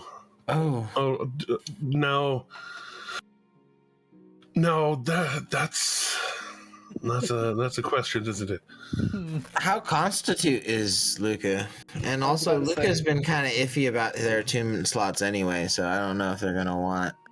Yes, This is Luca true. is attunement heavy, so they may not want that. This is true. This is the true. Yeah, I don't think the Constitution stuff changes the HP of the things they turn into either. Just mine.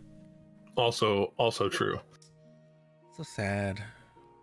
And you I have can't tough let things anyways, so change. Do I? I can't remember if I do or not. you're a druid with over 100 hit points. I'm pretty sure you have tough. Yeah. And honestly, I feel like because the Psi Crystal requires attunement as well. I'd probably just be like, oh well, no, this is yours. Honestly. So it seems I've just been extremely lucky because I do not have tough. Well, I mean, Valinef hasn't been here the length of the campaign. So like Shade got some stuff, and then now Valinef, you just really came along recently. So yeah, it makes sense that you would have the least of these items right now. Above table, Jeremy needs to ask, does anybody have Mystic Conflux? No. Okay, cool. I don't even know what it is. I was pretty sure you didn't. So I wanted to make sure Jeremy wanted to make sure to ask that before Eskel. And Eskel would say, well, there's an unconscious guy down there that I think wants it real bad. You fucking do this to me, Jeremy, goddammit. I've been wanting this shit for Slayer so long, you son of a bitch. Well, He's not here. I know, it's fine. I'm just fucking around. I speak for the Slayer. I have with the circles that you so helpfully charged up above. I can use the magic circle there to focus some of my knowledge and my ability and share it. I don't normally use it because it takes what most would call an extraordinary amount of energy. But drag the unconscious guy up here. Yeah. I can share with up to 8. As those are the circles that surround the main circle. I can channel out to up to 8 people. Drag the unconscious guy. And he Dude, it would take all of us to just hoist you up here. 2, 3, 4, 5.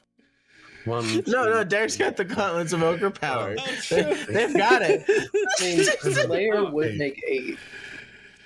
Unless we include Darius. I'll say, fucking Darius. Get out of here. He might need it the most. He's level 4, my dudes. No, fuck him. Get out of here. What do you mean he needs the most? He's level 4. Yeah. Well, and you know, Wash will stand out for it. Fuck it. Let a Darius have it. Darius kind of steps back and So actually, I think your apprentice. I want to be clear. I am having a laugh. I With think this, Jeremy. I It's think your totally fine. apprentice might like it. Might benefit more, as she did more than I did. He kind of steps back, and Jecht, hearing that, actually does interrupt herself from her study and her tea, and like, Eskel, are you sure? And he kind of pushes the statue back that's floating a few feet off the ground on a small plane, and he pushes it back. What good is an old man having all of this knowledge if he's not willing to share it with those that would do good with it? Thank you so much. I need to hire you to my company's HR team. So I'm just wondering, does this knowledge does it have to be on somebody? PR team. Like could like say, you know, somebody's physical form absorb this knowledge? Or does he have to actually be here? Like, can we read to him? I don't understand the question. Well, to put it plainly, we have a friend who, as we have joked a couple times, is here in body but not in spirit. His spirit was rather abruptly removed from his body. From my understanding, he drew the void card from the deck of many things. He did what? Yeah. Real dumb of him to do. He didn't know. he had one of these bands and he had taken it off and he saw someone else draw a card, so he drew a card and he just so happened to draw a card that put his spirit in a blood sack. You all have, I was like, wait a minute, someone else was drawing cards too? you all Wait, you have the deck? you all know We have the Traveler's deck. I don't know what that means. We have the deck of too many things. Basically, you know how the deck of many things has like 20-something cards? We had, I should say, a whole 52 set deck. But the cards disappear after use, or so it seems. Some of them. Okay. Okay then. Yeah, they've Please- fucked please- around with some powerful fae and found out. Please don't please, if that happens to be on anybody's person, please don't take that out here, please. I don't need that. I don't need that kind of magic around here. Of course, we understand. But that would probably mean that his soul is outside of his body, and if his soul is outside of his body, this is more tying to the soul rather than just the body. Yeah, that makes sense. Figured I would ask though. Oh no, you can't get what you don't ask for. Well, That's true. unless you have somebody who is just showering you with gifts. That's true. That's very true. Yes, of course. And thank you. Thank you for all your generosity. Not even. Like I said, all the knowledge up in here.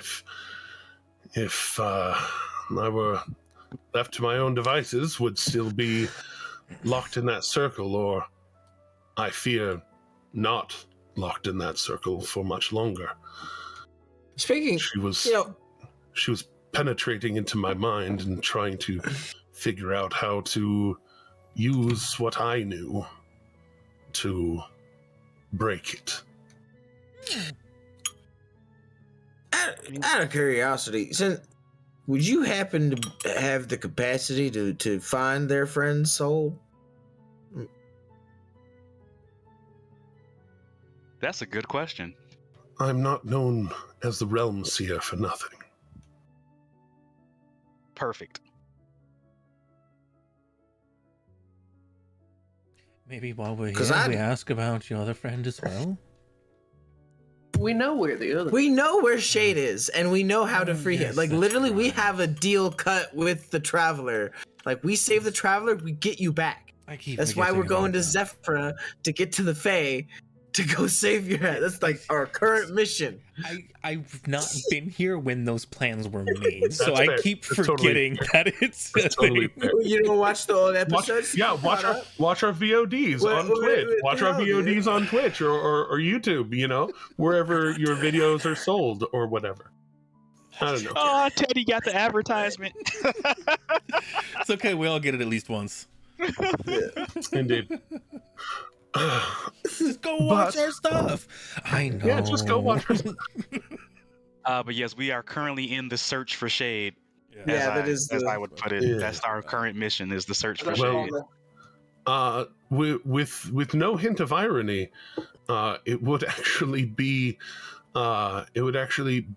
using the same magical circle to channel that magic as it would be to channel the sharing of my abilities to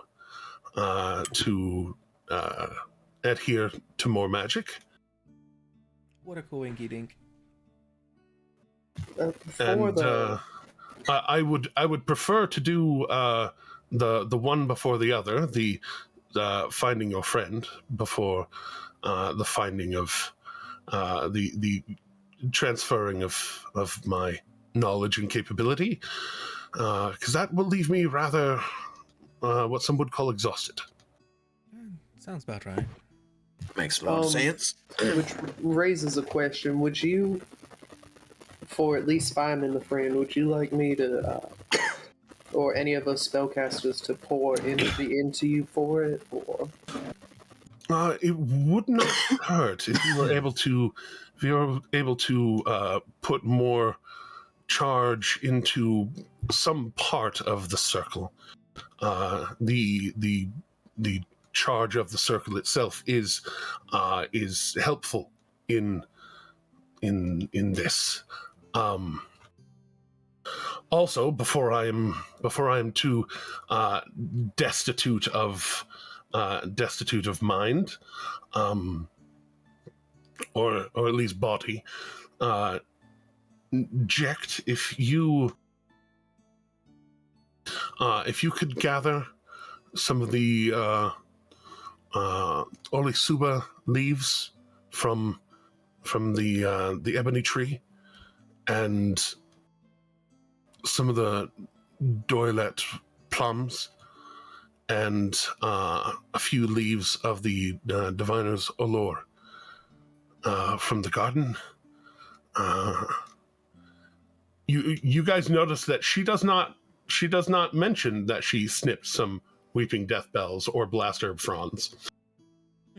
She very much does not bring that up. If you could gather a few of those to share, as well as a few of the willow shade seeds, perhaps the alchemists among them would be able to figure out what to do with those. And she very politely goes and sets off to gather a few things. You want to make it a competition, Val? While she's doing that, I think we could all retire to the circle and see what we can bring about. It's a saga. How long has this been? How long have we been here? Like 30 or so minutes. Resting? 30 or so minutes? Yeah, Okay. 30 or so minutes. Okay. Just curious. We got our hit points back, but yeah, we haven't been here that long. Yeah, no, but there's some things that only come back on like long rests, and there's some people who like can get long rests by just like sitting around having a chat for a shorter period of time. No, you actually have to sit motionless except for your heart. Oh, does it say that? Yeah, in a motionless roundabout state. Yeah, motionless state. That does. I hate to be the one to ask this question. Does his heart beat?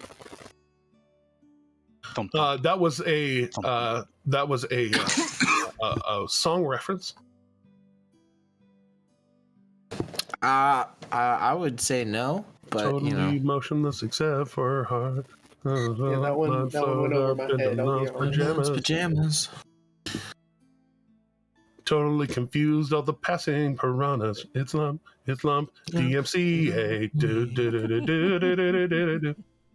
So, Asher will look over at Nyack and go, hey, Nyack, what did you pick up? Do what? What did you pick up? What item? Oh, I took this band of intelligence and a book on poison. Cool. So you're now actually going to be an actual investigator now? Like your actual job? I have no idea what you're talking about, friend. Wash eyes, Nyack suspiciously. don't be suspicious. Don't be suspicious. But as y'all come back into the room, Eskel kind of just not like he's directing you to a specific circle, just like he just kind of like ushers each of you just stand here, helps with the magical focus. Darius, you mean Jekt? Oh no! Jekt is going and picking things. Right now he's doing the realm seer thing. Right. Not sharing the knowledge just yet. Yeah, nope. I knew that. Wanted to get the small task out of the way of the big task. Well, but those of you who can cast magic, if you were to push magic into this ritual, do you have the foggiest idea of where I should be looking? Because normal scrying is within our plane. You said the void. I assume that means it's on a different plane. He was in a blood sack, if that helps. A blood sack. Fleshy blood sack. Oh, that narrows it down. Nary at all. There are devils and demons that use blood sacks. There are fae that use blood sacks. There are. Oh, well, this is the traveler's deck of many things, and our last friend who drew their last friend. What did he draw? He got sucked away. Card. The Donjon, yeah, he drew the Donjon. He just got sucked away, and the traveler ended up having him. He literally, you see him and hear him stop mid breath, like he was just breathing and just.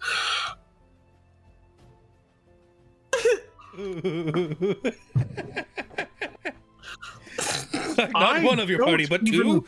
I don't even care who drew what first. You drew one of those cards and you thought, oh good, let's do it again. I would like it on the record. I have never drawn anything from that deck. You might be the smartest person in this room after me.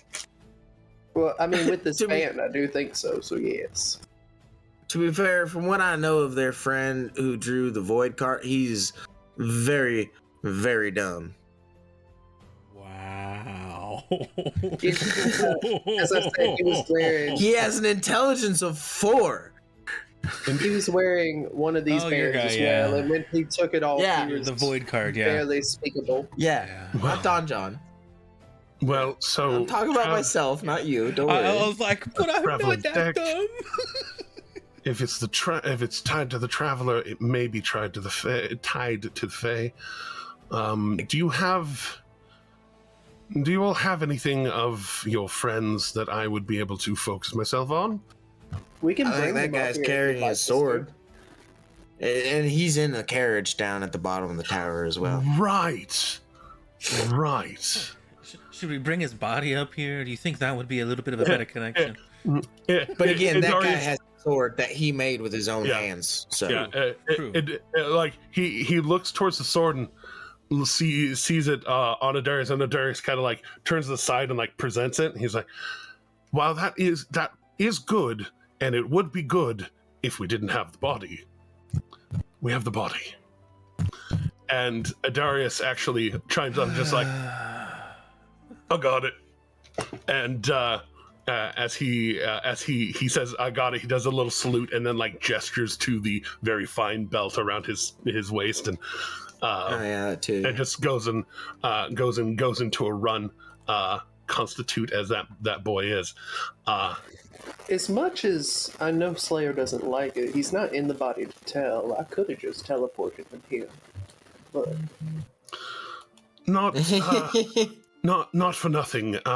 One has to be very careful trying to teleport themselves in here, because here is, and he actually like uses his hands and gestures about like this. In here is a very small space. yes, that is fair. Apologies. No. I'm just making sure to tell you, if you are trying to aim for this room in particular, it's a very small space burrowed in the wall that we walked into.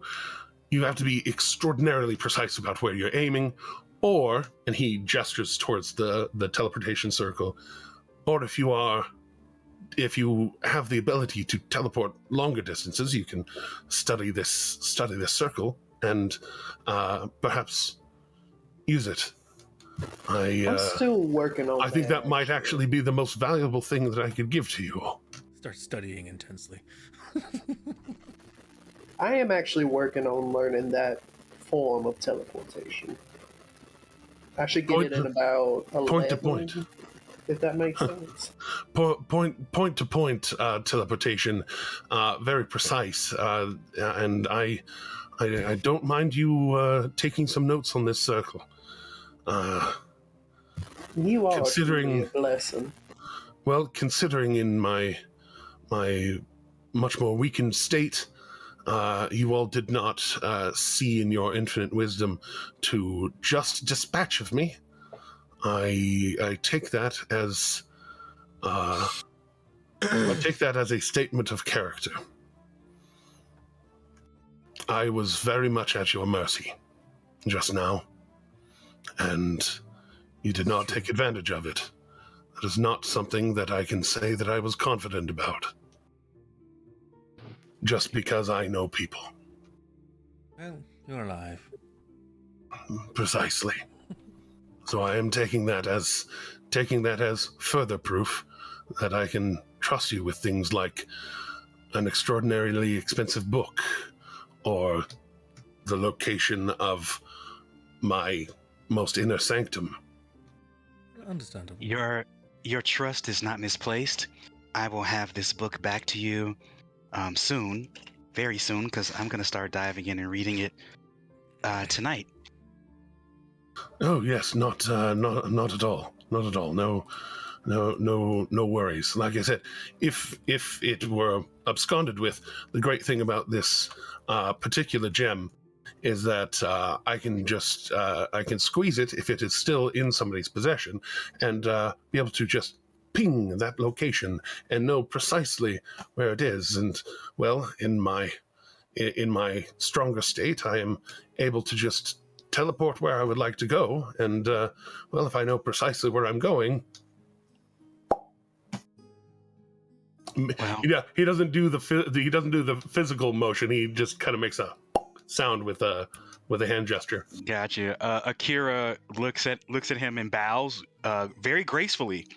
And one thing that, well, no, not enough time has gone by yet, but maybe, Akira has the cloak on, so they're taking the placebo effect. And there's just like a lot more. There's a little more swag to Akira at this moment. Just a touch, just a little Oh, yeah. saunter. Because they are now charismatic, which is so now they have charisma, but no practical application of how it works. Exactly, exactly. It's gotta work So out. it's It's gonna gotta be work out. When gonna you be all awkward. when you have somewhat earned confidence, but you're not sure that it's earned, but indeed, Exactly. but Eskel has Adarius put Slayer directly into the center of the circle, and then Adarius also draws the sword and just lays it down next to Slayer. You know, couldn't hurt. Yeah. And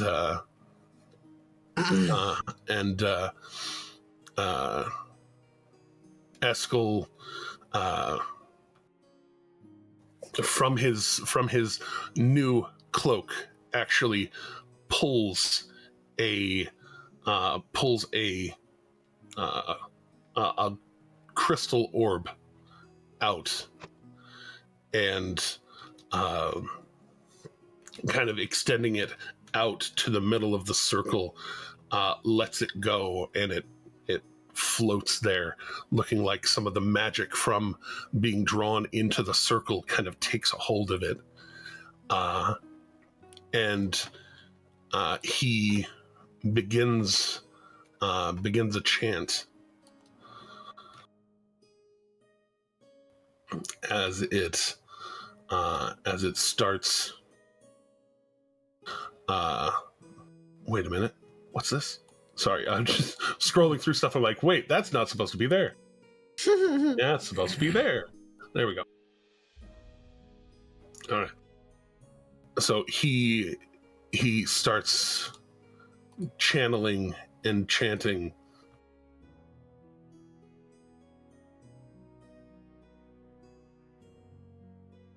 And as it continues, he some of the magic actually like takes hold in the orb and starts looking like it's like the inside of the orb is moving, like it like there's something being formed and looking. It's basically becoming a looking glass, and he in the midst of the chanting stops, and the chanting hum kind of continues in the air around, and he says, "What is the name of your friend?" Well, he goes by the Slayer, but Doomerin.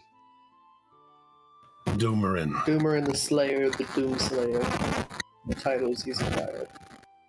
All right, Doomerin, the Slayer, the Doom Slayer, and he actually starts repeating that set over and over, and those of you who are going to try and contribute to this, he did say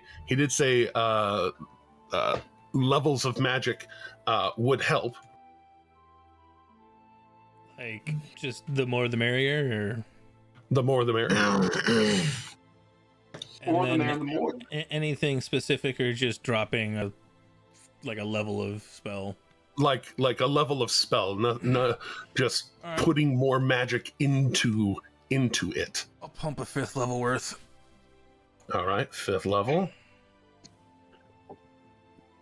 Can I put more than one? It is a thing happening over 10 minutes. So if you're dumping stuff into it, okay, you can dump stuff into it. Yeah, I figure we're probably going to end up going for a long rest shortly after, so I'll probably just start dumping my high level to low level stuff into it.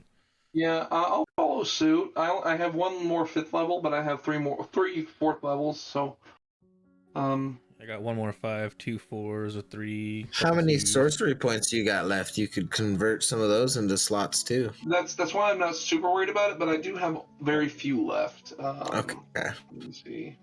I forget what the ratio is, but I'm sure you could find it in your features and traits or something. I have 4. Val, were you dumping all of those? The 5th, the 4, the 3s? Yeah, I was gonna like my fist force. Like, yeah, I was gonna dump like basically everything I got. Okay. Help try and find this boy. Okay. And then Now that you Asher, know that we've how many looking for how many shade. of which ones of you? That was a found fifth. Thing, I'm dumping leveled spells, which means I'll say that. So that's a fifth. things. Well, I'm we'll not gonna we'll say see. Yeah. So fifth, and are you putting any more into it? Again, this is like a 10-minute I'm gonna ritual. be, and like, if at any point I feel like I've done enough, or if it's getting to the point where it's too long or too much, whatever, I will stop. But like, I'm just going until that point, which is I got 1/5, I have 3/4, I have 2/3, and 2 second levels, and 1 more first level. You're just dumping all of it. I'm just gonna dump until you know what, and I know this means I'm gonna have to roll a crap ton of dice. Well, yeah. So how many slots is that? 1, 2, 3, 4, 5, 6, 7, 8, 9. 9? 9. 9.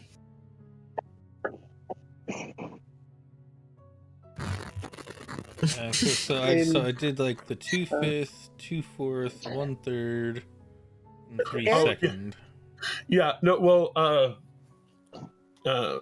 Say that again. It was 1/5. It was two. It was so I on top of the first one that I had put in, it would be a total of 2 5s, 2 4s, 1 3, and then 3 2s if those apply. They do. Okay. Okay. And then. I'll say mine in just a second. Okay. I've got those kept in house. I'm gonna roll a D100.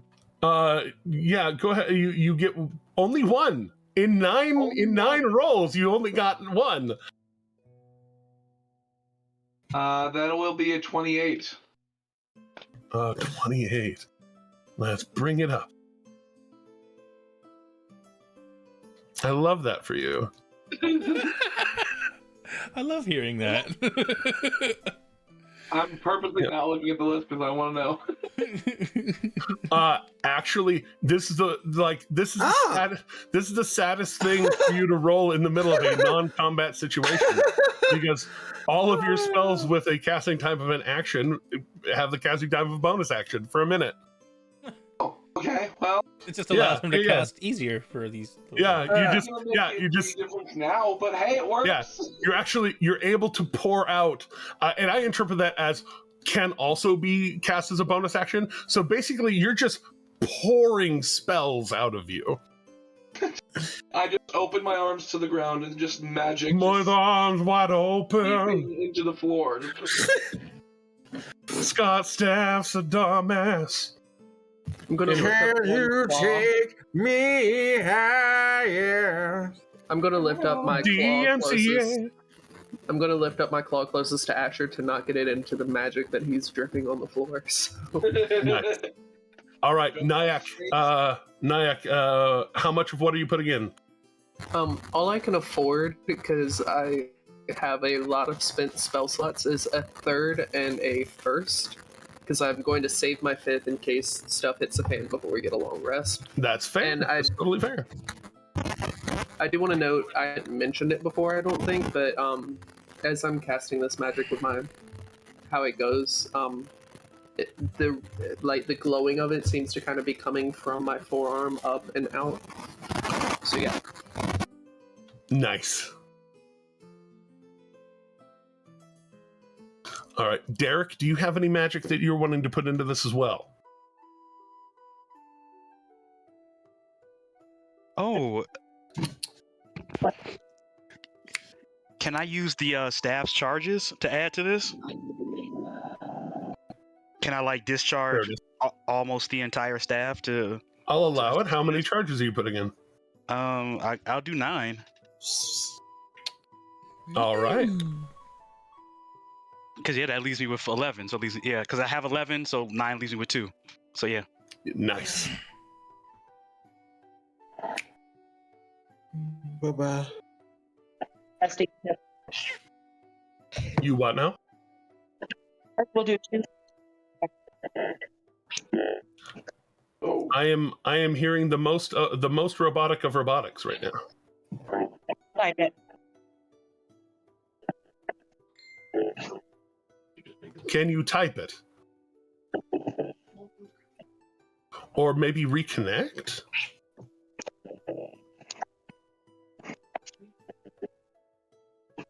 Two firsts and 2 seconds. Okay. And also looking over Luca. Luca really only has a second and a first left right now. So I am going to. I think that's a liberty that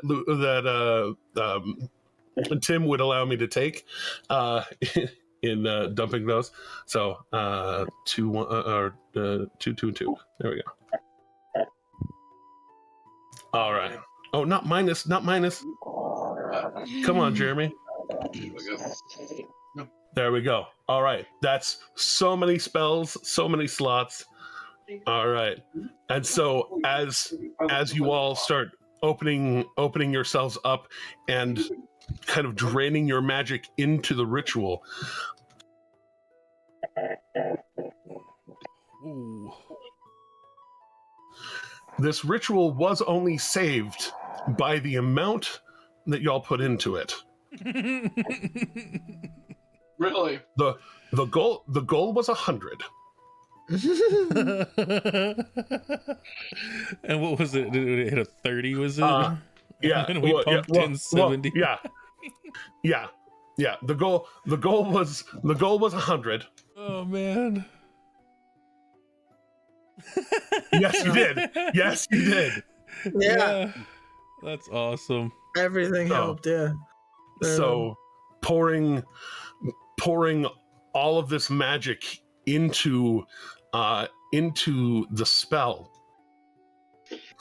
you actually, like, the magic being pushed in kind of surrounds first Slayer's body, and then channeling through Slayer's body, kind of, the lightning that is inherent to this man kind of like courses up and out of him and around the orb, and the orb kind of, it looks like it charges up, and then the area around you within the sphere, basically almost a holodeck kind of style, like everything else on the walls disappears except for the archway that leads out, and you can see each other and Eskel.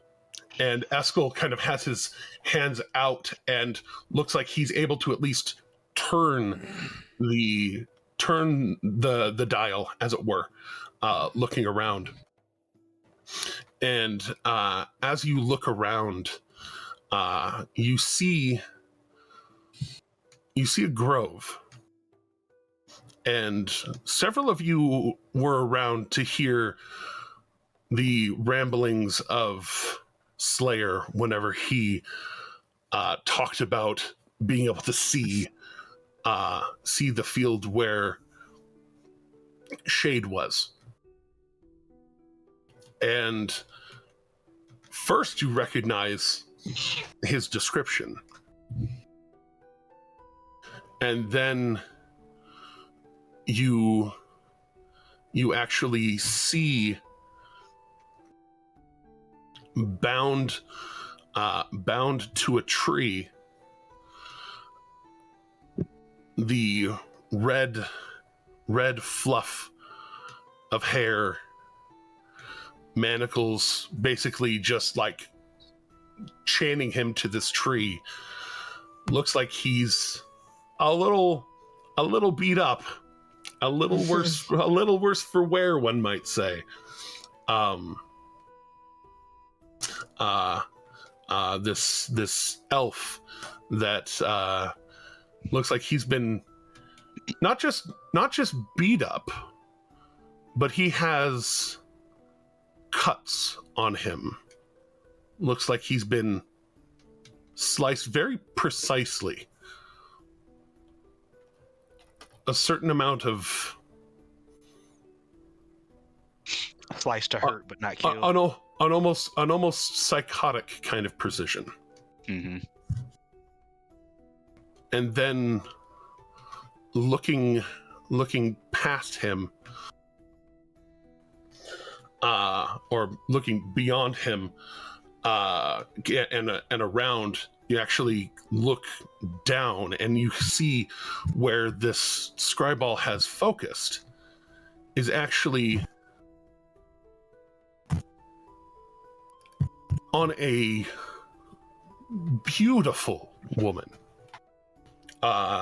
Objectively, she's symmetrical, well proportioned, but stark naked, except for blood. Oh. She is bloodied from around her, almost wearing it like a dress. Oh my! And she is covered, semi modestly by a dress made of blood. So it's like Carrie, except it's on the skin and not the dress. Yeah, on the skin itself. If Carrie painted it on, yeah. And you can tell it's fresh because it's gleaming. And as she's walking, your sight is able to see in kind of the left breast area a crackle of energy on the inside. You're pretty sure that the location of Slayer is somewhere in there. But you watch... Aw, I'm in her heart. Or something. But as she kind of stalks around this area, she looks very comfortable. Like this is just another Sunday afternoon. And she's walking about and drinks from a bowl that looks like there's some sort of, that's definitely wine, that she kind of one-handed you can tell kind of by her proportions that she is quite large, not huge, but she's a larger sort of creature. Rubenesque. And this four square large. Yeah, four square large, one might say. And this goblet she's drinking out of is probably more of a punch bowl that she can just happen to palm because her hands are huge. You also get a glimpse of basically her purple skin kind of goes to black at her fingertips, and the black, as it takes over her fingertips, becomes these talons of black. And she scoops, takes a drink, sets it down, goes walking, giving the traveler a little bit of a berth, almost like the area directly around him may not be good to be in. And she walking around the tree, you actually get a glimpse of Shade in his suspended state. Not harmed, not like the traveler is, but still suspended there. How nice. Whom of you are particularly insightful? Akira is very insightful. Passive of 19. Same. Yeah.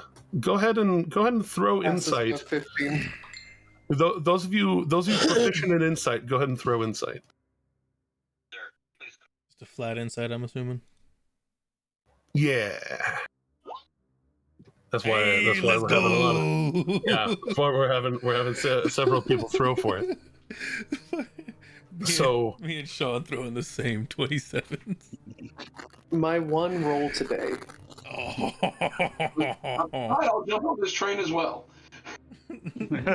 Are you proficient in insight as well? I would say Jeez. proficient. If we're only proficient, obviously I'm not. That's okay. That's okay. I am, though. That's the problem. That is the problem. But you all get you all who are particularly insightful on this get the feeling that this lady is in her grove, and that the traveler may be being punished as a trespasser. And Slayer is somewhere amongst this. And I'll say Slayer, by virtue of his abduction, you can tell that his spirit is in her heart, On a motorized or so. In her heart, or so. In a motorized boat. How dare you? He does not have his body there to be a motorized boat. He's the battery. Indeed.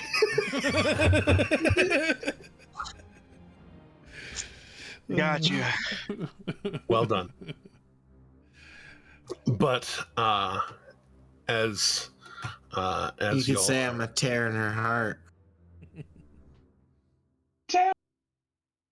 Wait, if he is attached to the heart, is he not just in a pacemaker? c'est possible. But at this point, are you technically a parasite? Eskel looking around. This is definitely the Feywild. This has definitely made a connection. I don't recognize these people. The traveler you mentioned, and I recognize, and he kind of gestures towards the red hair, just giant red mane of hair. I recognize depictions of the traveler, but this creature I do not know. Also, after hearing the description, Those of you saying Asher, down, Asher. Those of you who are proficient in religion, if you are proficient in religion, you may roll to see if you recognize what this creature might be. Yeah, I'm proficient in history, not religion. I had a feeling taking religion was going to come in handy at some point. It comes in Can handy. I give a +1 help action? You can. It's a +2 help action right now. Oh yeah, it is because it's half proficiency. So 23, 24, 25. I forget everybody's proficiencies. I do not have proficiency in that. I'm not proficient in religion. Okay. Yeah, same. No religion proficiency. Right on. That's an intelligence check, and I'm a sorcerer. I don't know if it is or not. I don't study for my stuff, thank you. It's like it was handing out books, and I'm like, I just know. I don't know if Luca is. Luca's got bardic half proficiency, and that is already being being included. Applied. So, okay. But a 25. A 25. As y'all are kind of chatting it out, Valineth, you have a sudden realization: the blood, the naked especially, What did I say? there is a... Valineth knows his naked ladies. Well, specifically, naked I fae. sure noticed that too. Naked fae, specifically. And the combination of things, naked, fae, and blood. It means dying of hunger. There is a... Yes. Give me more. No, wait. Do you have any more? Do you have any more? Give me your bowl. Damn. Okay. I just didn't want to take it from you. If you have more to give. I will take it from you.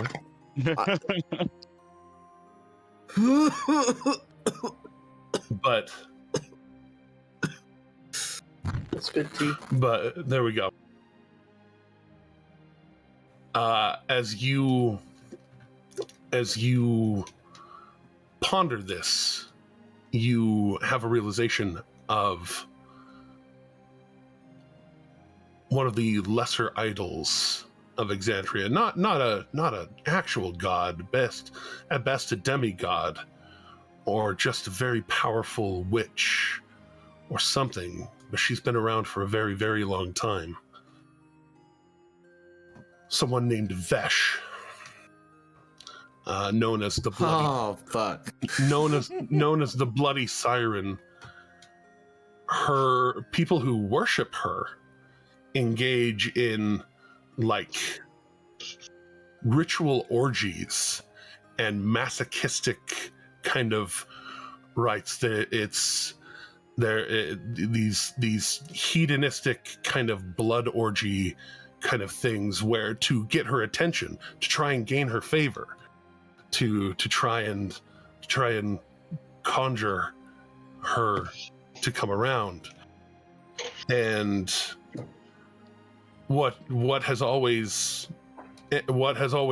become of those is slaughter. Not inflicted precisely by those who participated in it, but by the manifestation of Vesh herself. Usually, if there are any survivors, there's one.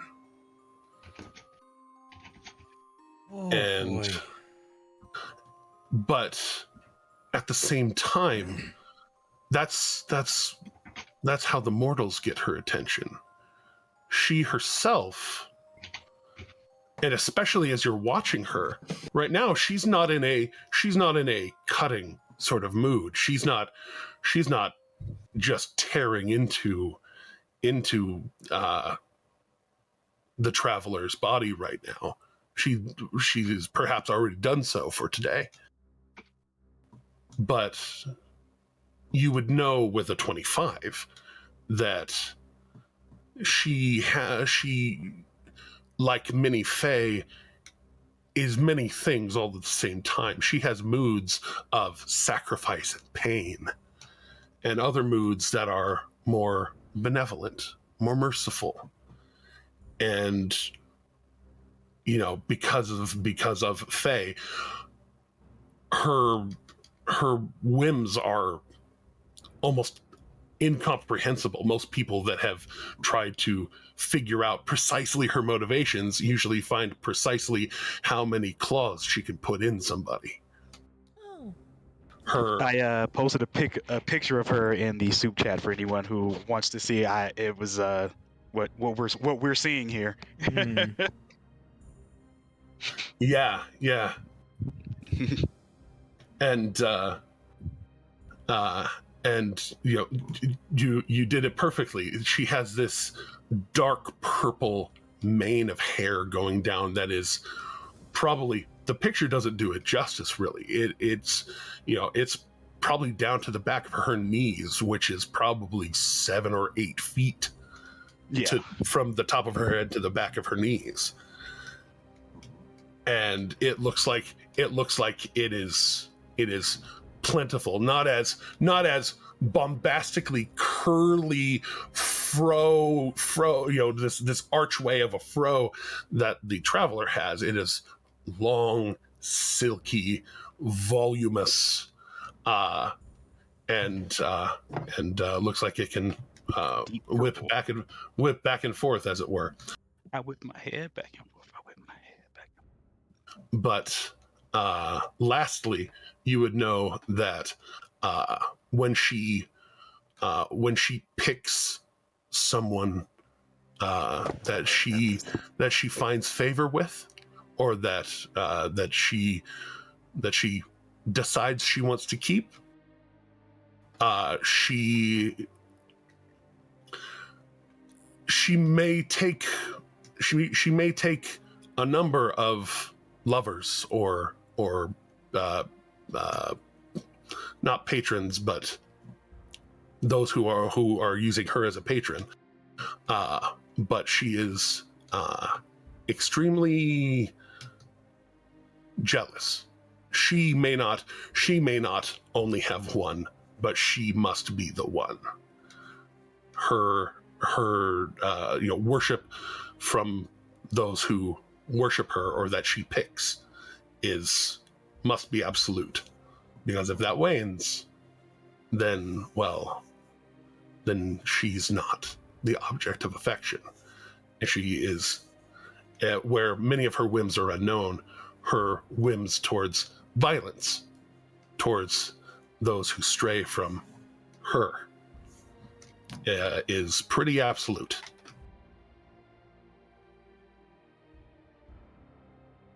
How nice. See, I let everybody know. The more you know. Let everybody know. And that'll take up kind of the last of the 10 minutes of the completed ritual and being able to see, and the I'm gonna make one quick little d20 roll. And above table and just full metagaming, don't let Asher know there's a way to commune with this being. I was about to say, as Valineth is describing that, you'll hear interspersed Nyack saying, "Asher, no. No, Asher. No." Asher, down. Bad. Oh no, he's got the classic, And right around the end of the 10 minutes, there's a moment where she kind of like startles and looks up, looks around, and then it looks like she looks directly into the orb. I knew it. And she goes to reach for it, and looks like she actually grabs a hold of it, and you see around you this massive, what looks to you, especially from being little golf ball size, massive hand just wrap around and pull the scry orb closer. And she is looking at it curiously. Those of you particularly insightful can tell that she probably can't look the other way through it. Those of you who are particularly arcana bent as well would know she probably can't look back through it, but she is looking at it intently, like, is this pigeon? Like, you know what I mean? Make any sudden movements. And just Watch freezes. Yeah, as the scry starts to actually end, her hand passes through it, and you can tell like she has this look of consternation, like, and kind of whiffs through it a couple of times as the connection severs, and you pull back, and you're back in the room. Can I move now? Well, that ain't good. Oh, I was just saying in general. I didn't think it really meant anything. But yes, you can move now. Watch has got a 12 for intelligence, so he's kind of smart, but he doesn't know shit about magic or nature, nothing. Doesn't know shit about shit sometimes. Yeah, I mean, Akira took your don't move very serious, but they weren't really moving anyway. So, Right. Yeah. Just don't make any sudden movements. And as it fades, Jekt was waiting outside, and as it fades, she steps in, and she has several several small blue petals, a blue that certain pharmacists in the party would recognize. A few of these kind of hard shell plums, and several large green, almost tobacco-sized leaves. And she has them and just kind of waiting to hand them off. You did say willow shade seed as well, correct? Oh yes, and a little pouch of what look like almost almond-sized nuts, and there's like 5 of them in there. Gotcha. I will say I believe that that just expedited the time in which we need to get to our friends and associates. Yeah, I mean, I think the best time, the less time we have away from that person, the better. We should meet her immediately. Asher, if you try anything stupid, I will personally take your tongue and hang it on a wall. In person is all. Oh, I just had a random thought. It was at any time when like we had blown the wall open and whatnot, could I have like gotten a rock from this tower from the rubble? Oh, sure, for sure. Perfect. For definitely sure. Tool that will come into play later. Nice. Mystery Mouse Cthulhu. But Oh boy. What was this place called again? it is called Slate Rock Tower. Slate Rock Tower. Slate Rock, one word. Tower, other word. Idarius scoops up the blade and the Slayer and escort them from the room. Huzzah. Yeah, Kira will thank Eskel for everything that he's helped us with today, including the morbidly dangerous location of the Slayer. And Shade now. And Shade And as well.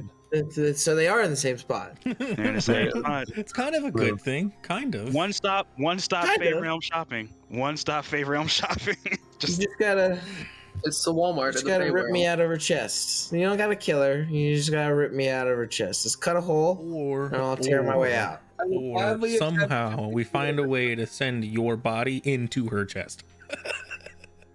Again, Ant-Man maneuvers. You guys, we need to think about this more. I will Whoa. gladly use my hands to try and get. If I have to claw him out of there with my bare hands, I will get him out of there.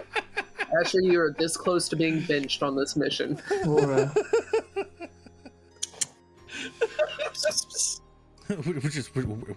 I'm sorry, Asher, but as soon as we get there, you're gonna have to keep at least 50 feet away from her at all times. Listen, I don't think anyone can charm me. So let her try.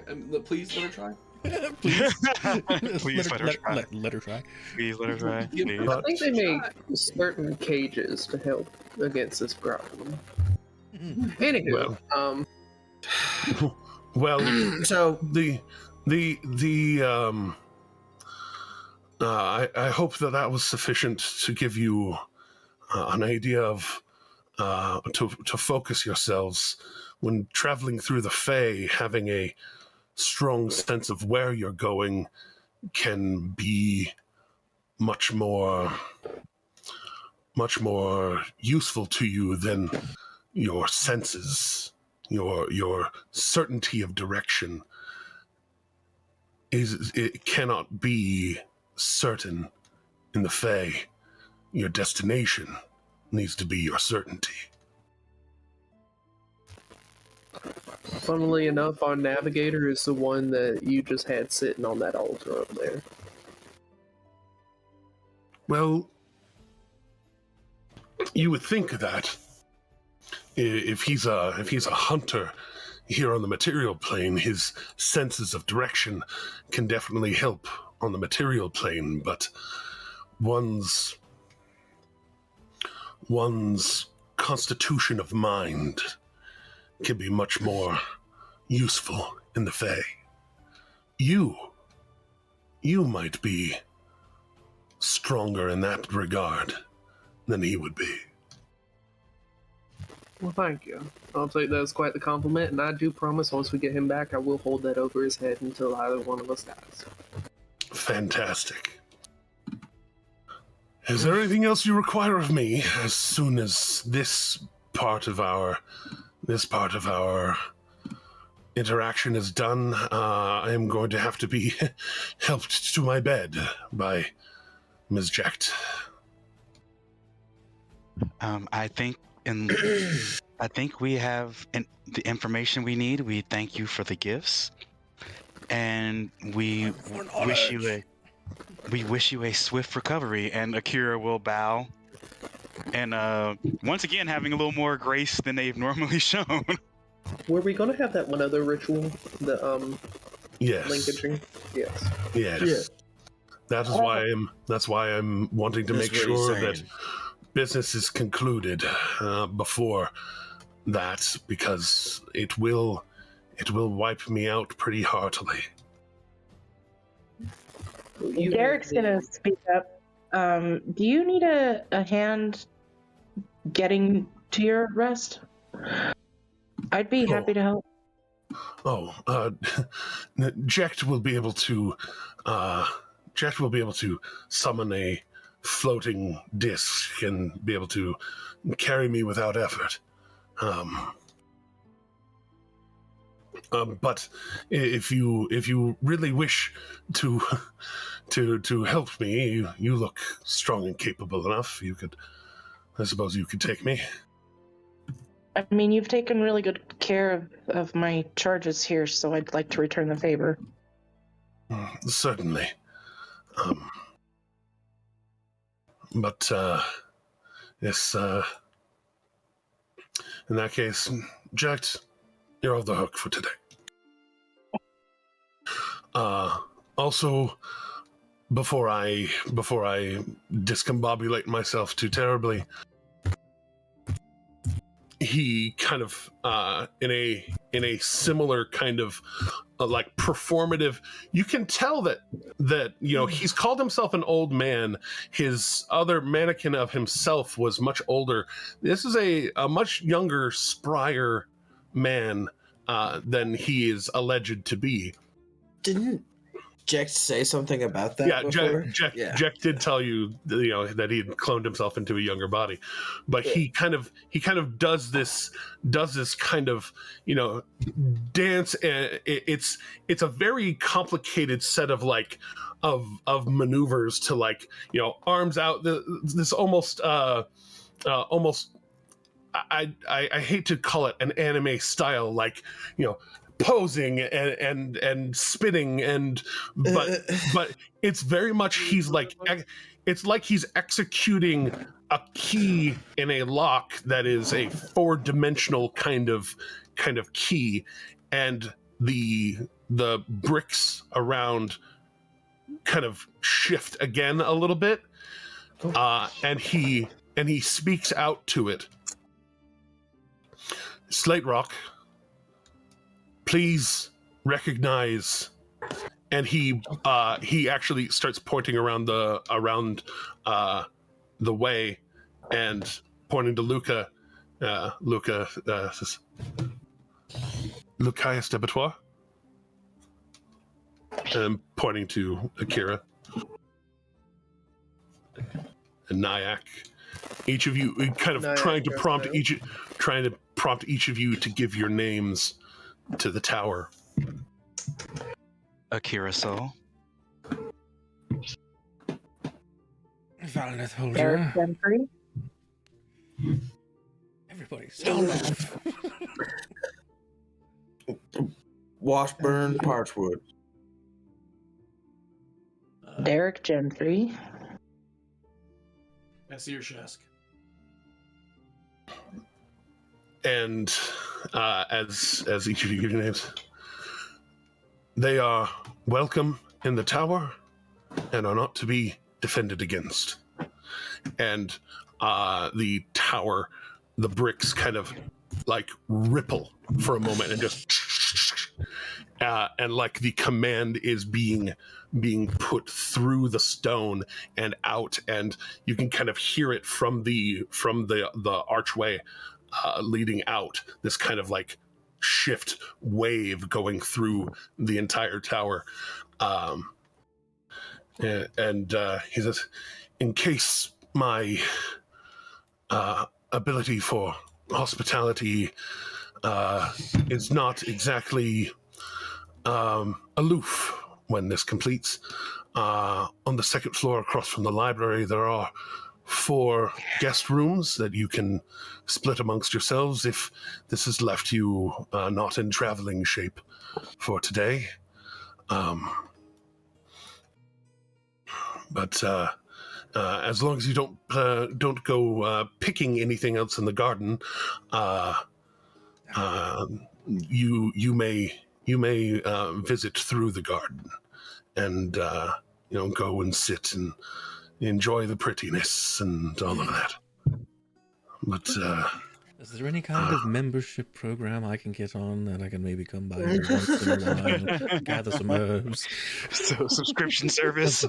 Do you have as long as you perhaps come and entertain an old man with stories of your travels, perhaps I will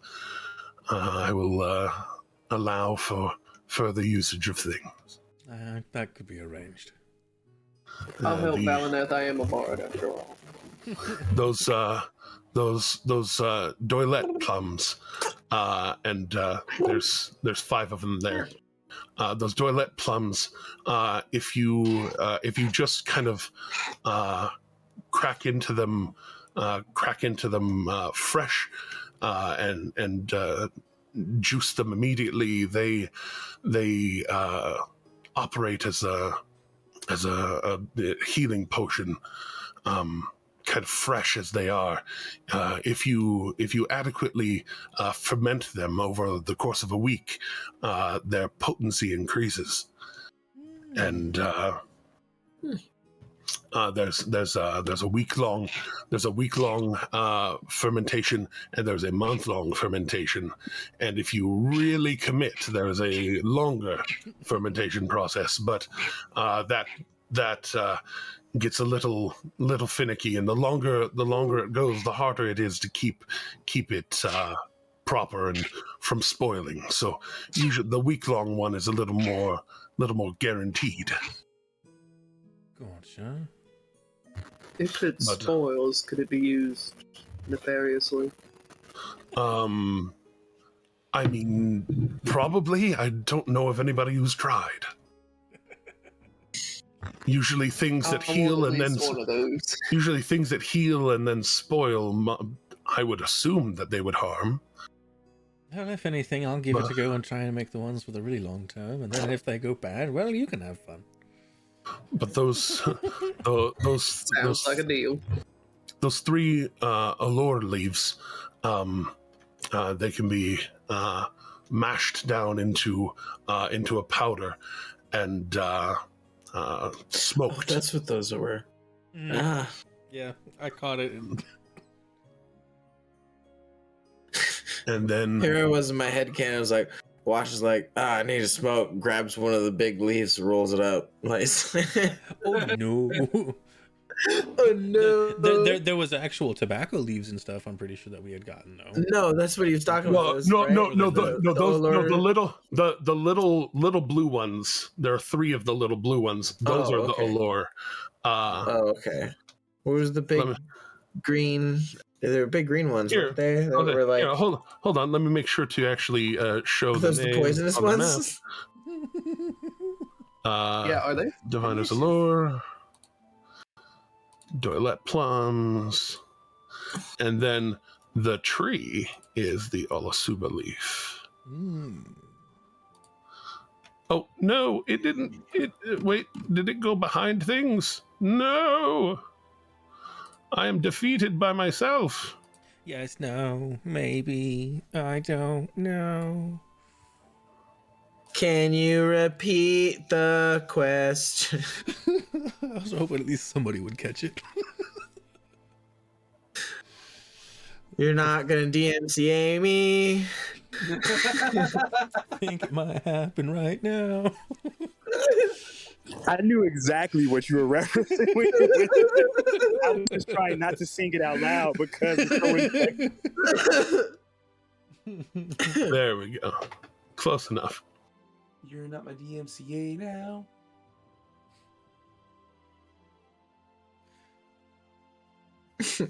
Which is like, here is your DMCA now.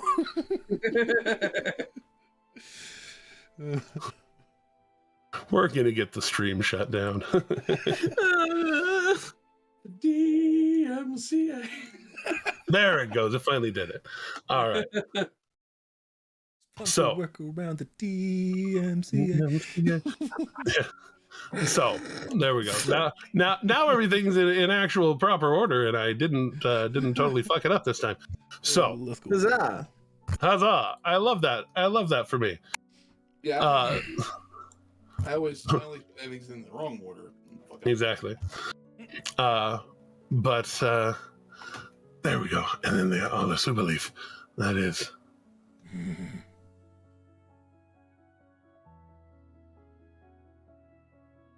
There it is. The Ulasuba leaves, of which there are 5.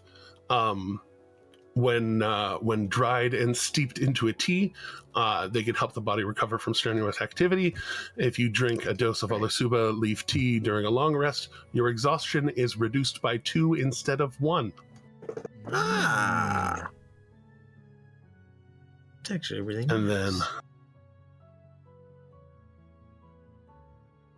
Herbalist, keep track of these. I'm waiting for the list so that way I can just kind of make it easier. That's fair. And the doilet and the allure are kind of box text in different parts of the Exandria. So the Ulasuba leaf, how many of those was there? There were 5. Yeah, 5 of the Ulasuba. And then give me your allure. There it is.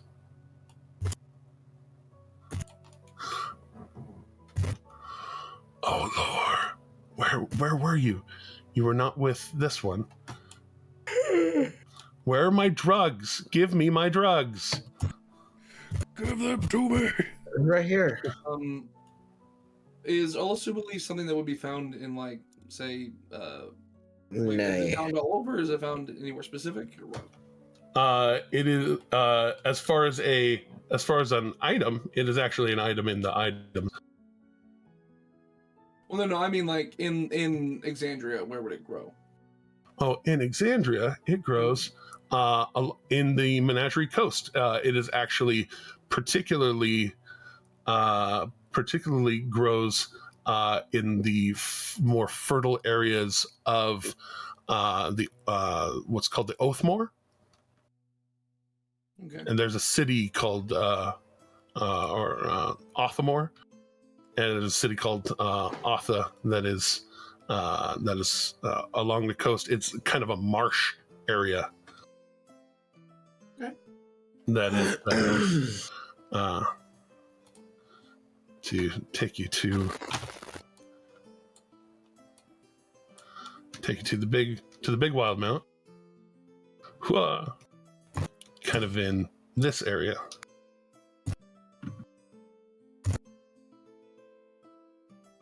Okay. That is really grainy. You gotta zoom in and then like give it a moment, it'll buff out. That's okay. I'm about to steal you back. Mwahaha.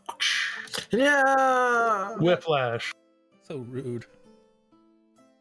It never loaded. That's okay.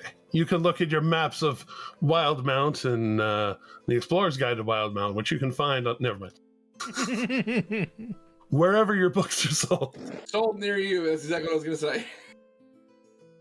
But... And if you're sitting near your phone, it's sold right next to you. Indeed.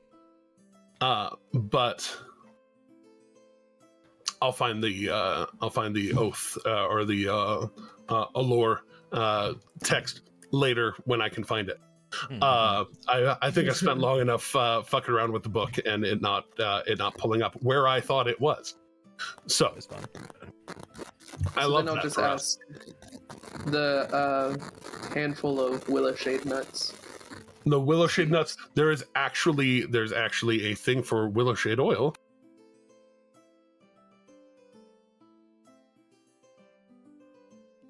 That is actually an item.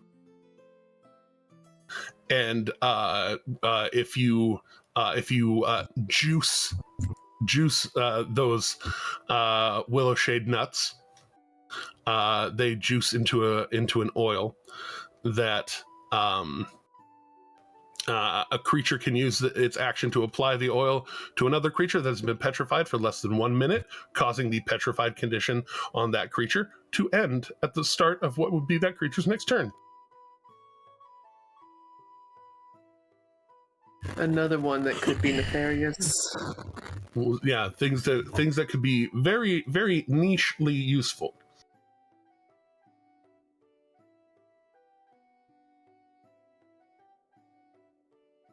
Yay, I just moved all of my herbalism stuff into my pouch to make it easier on myself. There you go. Perfect. I love that for you. And then you can just add custom items at the very least if you can't fight them. That's what I've been doing. Precisely. I try to use things that you can just put into your stuff. Apparently, I don't know how to drugs properly. It's all good. It's fine. I was gonna ask with the gloves of dexterity I put on, they did nothing to my dexterity score. Did you attune to them? Yeah. Did you attune? No attunement. Like there's no well, not yet. You're about to. So with that,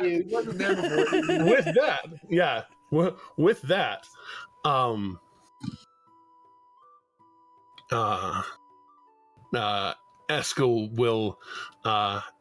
will bow towards each of you very respectfully, very, very presentorily, making sure to honor each of you individually in the circle, starting with Luca, going around to Valineth, and even there at the end, bows towards Jekt as well. And then kind of reacquiring the orb into his hand. Is he gonna ponder it?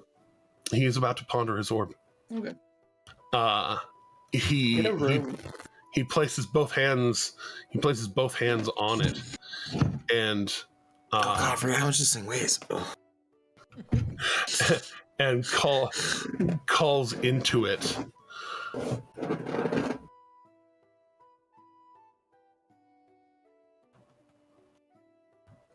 Knowledge acquired, knowledge known.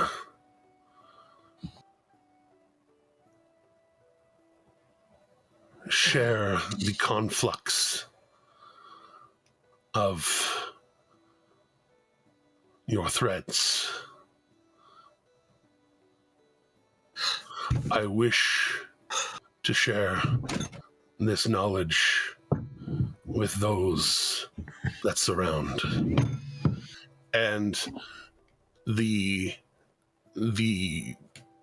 energy shoots from him into the ball, and he raises it up, and it splits into 8 and shoots towards each of you.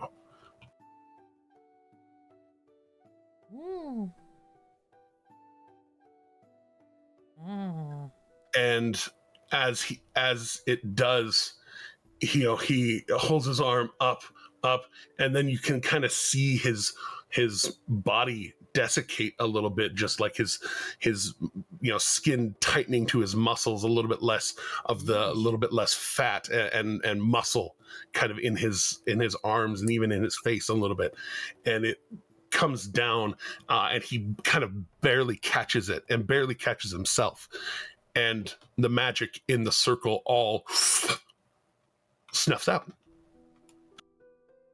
Each of the circles you stand on are now dormant. The circle he is standing on goes dormant.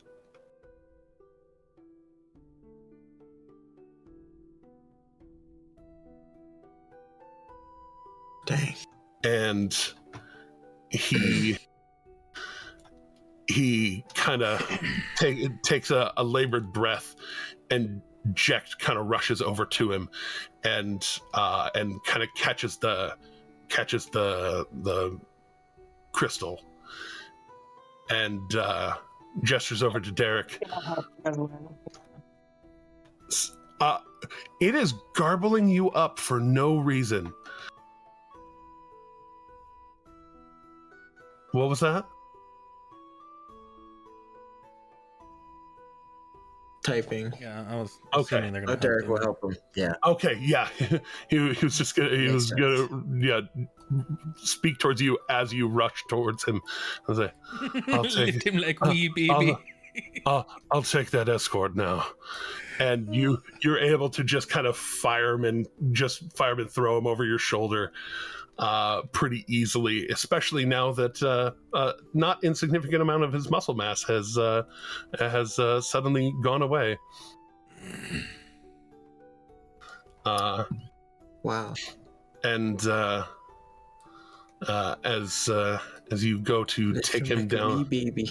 yeah, you were able to lift him like a wee bab and take him into his room. As you get to his room, the door seems to unlock as he gets closer, and you can see inside. There's a very ostentatious kind of bear rug there that is made of real bear. You can see the head and everything. But there's a kind of a brazier burning on his side table. On the other side of the room, there look to be what look like two kind of like sparring dummies that are set up around what look like a sort of like combat magic circle, and just as presences come into the room, the ends of the staves kind of light up, but they don't fire off or anything towards you. And laying him down on the bed, or setting him on the bed, he kind of kicks off his shoes and, "Thank you, Derek, was it?"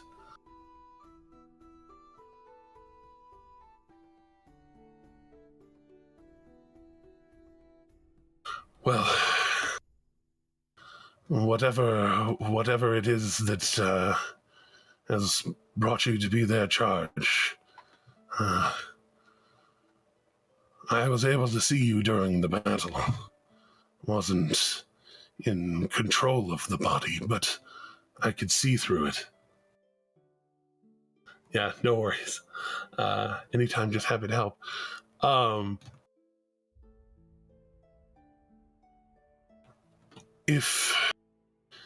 If you would be so kind, and he reaches out towards the shelf over here, that when he points, you are able to see, and it looks like it has some very particularly fancy items on it. And one of them lifts up, and it looks almost like a party mask, very like this bejeweled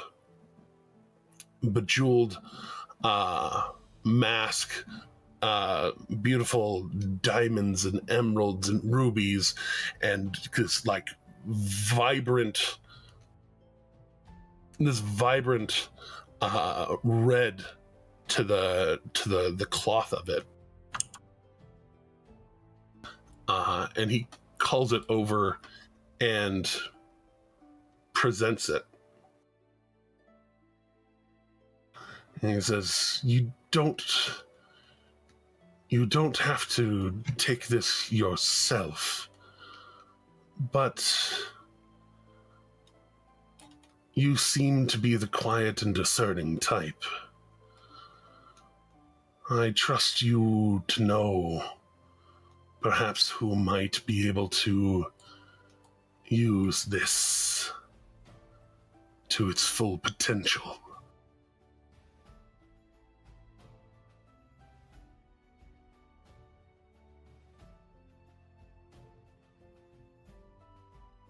And you can look up in your to put in your inventory what is known as the Jester's Mask. I'll be happy to do so, sir. You're very generous. Well, I take my leave, and as I said, you may all stay here as long as you wish. As soon as I rest, I will make sure that hole in the tower is fully mended. So, and he kind of puts his face to the necklace, and Edward, if you could stand guard over the hole at the balcony, please. And you hear the heavy steps of walking through the tower to go and stand at, no, don't distend, there we go, to go and stand guard over the opening. Well, rest well, sir, and let us know if you need anything. Yes, sir. And the rest of you, go ahead and in your feats, go ahead and add the feat Mystic Conflux, as previously advertised. Like I said, I was pretty sure, but I had a sudden attack of wait. So, yes, go ahead and add to yourselves the Mystic Conflux feat, and that will give each of you an additional slot to for which to attune things. As well, it gives you a free single casting of Identify once a day. That particular casting of it does not require material components. What was the name one more time? Mystic Conflux. Mystic Conflux. Okay, sorry. You are okay. Nice. Well, now I put my Ring of Mind Shielding back on. Yeah, it's like, well, now I'll put on this other item again. Yes, I remembered hearing about this, but I didn't know exactly what it was. So yeah, this was another just, something new to me. Just, ooh, piece of candy. And Luca, I'll go ahead and put that one on you, and you can decide what you want to put in that spot. Justice over here, like, I'm happy one of my guys got it, but not the one I really wanted it on. That's okay. He might have another. He might have another feat. He might have another feat by the time he comes back. So it's true. I mean, that'll be fine. He levels up a level ahead of everyone, so next level. That's what I mean. Be a feat. It depends on his level split, because he has split levels. Yeah. Mm-hmm. I'm pretty sure I'm a ways off, honestly. But it's fine. It's fine. It's not like he's already super fucking strong. Yeah. But I'm sorry, that was the fighter vein in me coming out, because I was like, he should get one at level 6 if he goes to a level 6. Indeed. Well, you have been invited to stay if you wish to stay.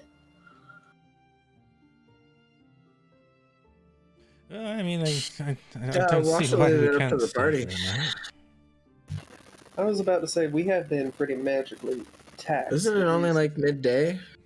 It is midday. You'll spent the better part of an hour outside. Y'all got here kind of early afternoon, so there's a few good hours of travel left if you want to take a few good hours of travel. Apparently, Derek will happily make a glorious dinner. Got excited. All caps. Indeed. I mean, it's for Akira, it's all about, are we going to, as long as we're going to make some forward progress, they don't mind staying. But if we can get on the road and get to our friends faster, of course that's what they would want. My main concern, though, is the fact that majority of the spellcasters in the group are practically tapped on spells above second level. Oh, yeah. So then, we should probably just take a long rest here. I was about to say, I have 1 slot left, and it's a 5th level slot. I mean, that is all I have left on my end. I have 4 0 points left, and that's literally it. I got we should four first level spells. We'll take the long rest. No, it'd be 2 first level spells, I think. What? Or what you're talking about? You have. That I have, yeah. Yeah. Okay. I got 4 first because I didn't use any. Yeah. I could have added more in there, but we had it. Yeah. We got it. It was good. So Asher's gonna be like, listen, I think it would be best if we try to, talk to this, siren, and I think we should find a way to communicate with her. Can I spend my 5th level spell slot and cast fear on this man? That's a joke. You can't be serious, Asher. You really can't be serious. I'm just saying, if we can find a way, if only there was a way to commune with her. Well, Asher, I mean, he's got a bit of a point. I mean, this is Valeneth. You said what? This is a lesser deity? Is some kind of demigod thing? Or we gotta fight it? We gotta fight it? I don't know, honestly. I would imagine so, unless we find another way to figure it out. But I think talking might be our best option. At least to start. I don't know about this whole fighting demigods. I got a gun. I don't know what that's gonna do to borderline God. It would be a very scary fight. I would agree to talk to it, but I think trying to commune with this particular person may not be in our best interest. At least we've got a good way to the Fae. Like, I don't think we need to try to commune. We get to Zephyr. We go to the Feywild. We should probably just entertain the idea. And Eskel said that, with your degree of intelligence, you should be able to get us on the right path there. So that is fair. Valeneth, did you say anything about why she chooses whom she may choose? I don't know. He did not. Did I? No, you did not. Specifically, there is no preciseness when it comes to the whimsy of Vesh. Specifically the whims of Vesh. Whether or not she, whether she chooses somebody, if she chooses somebody, why she chooses somebody. So, I do have an idea. Well, if I may, some of us here have been to the Fae before. We've dealt with them. We know that talking with them, you have to watch how you word things.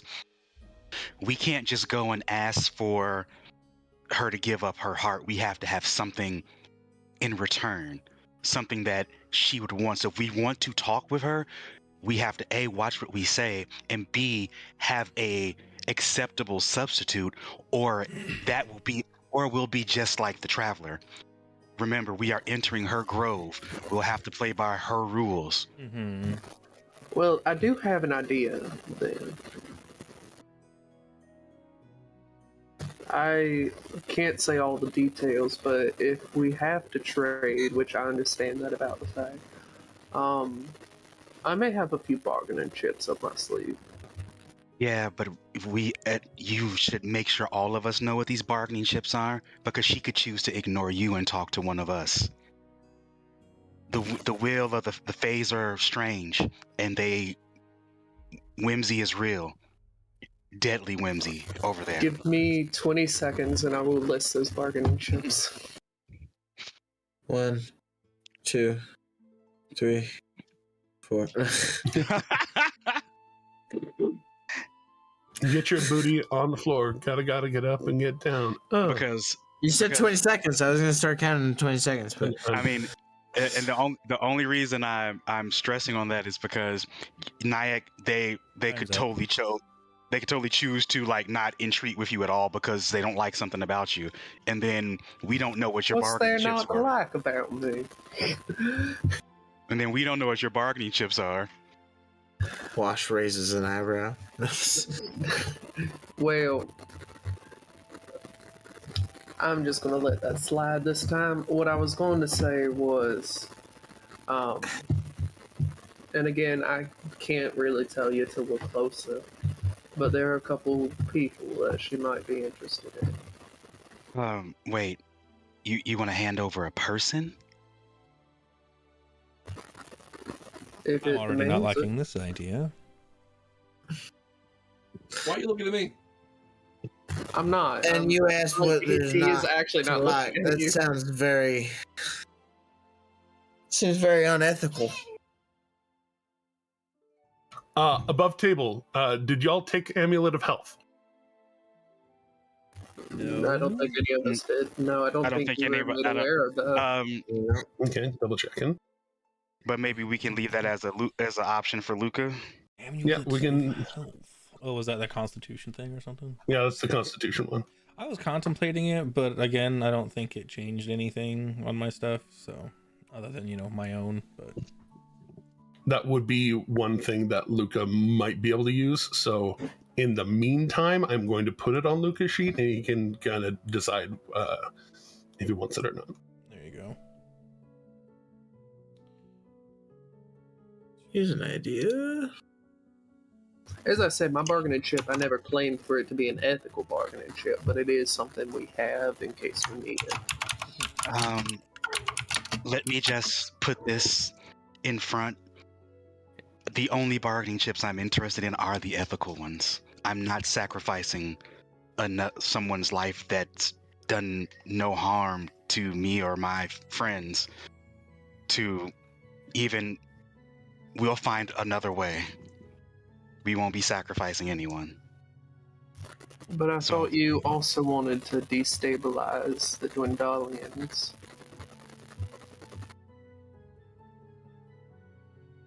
I think there has to be a better way than just sacrificing a person. I think you might be onto something though with maybe we just go in there prepared to talk and not necessarily counting on this being the end of the discussion. Also, by the way, we can hear you crisp now. Your connection's perfect. Yeah, it's much better now. Yes. That now that I don't need to be heard, I can be heard just fine. Go figure. Now you're here. You're adding to the conversation. No, yeah, but to add on, Asher will be like, yeah, when you're dealing with Fae, you as you said, you need to have something to come in there with. You can't just say, hey, let's make a deal, and then they give you something, because then that gives them an open hand to take whatever the hell they want. So we have to come in there with something. I don't think I'll look over at Nyack, so I don't think another person is the answer, but you know what though? Maybe we just go in there offering, is there something you need done for us to do? But what if that turns into go catch a person? Not setting parameters towards a deal with a Fae is much more dangerous than offering a person, in my opinion. Here's an idea. Based on what we know of her, what if we do fight her? I'm pretty sure we all die. You were the one again. Okay. Yeah, but now that I think about it, she's like a sadist queen or whatever, right? Maybe fighting will get her going. I don't know. Maybe the key is to not fight her, but free the traveler. Someone who can deal with her on the Fey level. Maybe Por que no los dos? Above table question, where were the cuts on the traveler just like all over, or they were in lines down his arms. It looked like particularly his upper arms were marked down, like not full length like ribbon cuts, like cut, and just like almost tally marks. I'm going to walk over to a bookshelf and see if I can find anything about Exandrian history or about the Fae that may include Vesh. Well, wouldn't you know, that would operate as a history check. Wouldn't you know, I just increased my history. Isn't that fun? Yeah. You are in a library of some brands of esoteric knowledge. I think it's kind of funny that you have your own headband of intellect instead of just borrowing the one Slayer. Yeah, for real. But hey, now you got your own, so. Yeah, I didn't want to steal it from the Slayer. That's a 17. I completely forgot he had that. Hadn't been using it. That's a 17. All right, with a 17, she's kind of a difficult one, especially because of the nature of her worship. Very few people survive to be able to talk about her worship, much less are willing to write about it. So you catch like footnotes almost of like, and Vesh, at the end of a list of beings that, powerful beings in the Fae, where she's not, like I said, she's not super well written about. At least nothing that you get is more than what has already been gotten. Okay. I'm just going to take a writing utensil and write on the back of my hand, contact Arenal tomorrow. Tomorrow I'm going to send to my good friend and ask him to look into it as well. Right. But I'm not spending a spell on that tonight. I'm not spending my one spell on that tonight. I swear I'm gonna figure out your address so I can send you a better headset. No. But Derek, when you go into the kitchen area to make food, the Jekt kind of shows you around in there a little bit. Particularly there's a cooktop there that you're used to like fire generated, like beneath either a plate of metal or a plate of stone, something to heat up. What you are not used to are magical glyph circles that you can actually touch the outside of and select an amount of heat that you just put your finger down in, and you go a quarter of the way. A rotary phone, but a stove. Yeah, you go a quarter of the way, and it'll get things nice and hot. You go 3/4 of the way, it'll get things really hot, really fast. And these very nicely well kept cast iron pots, and then a stairway that goes down to a basement below that is a. It is not super big, and it doesn't seem like it has the bendiness and extensiveness of extra spatiality, but it does have fresh food. It has barrels of mead. It has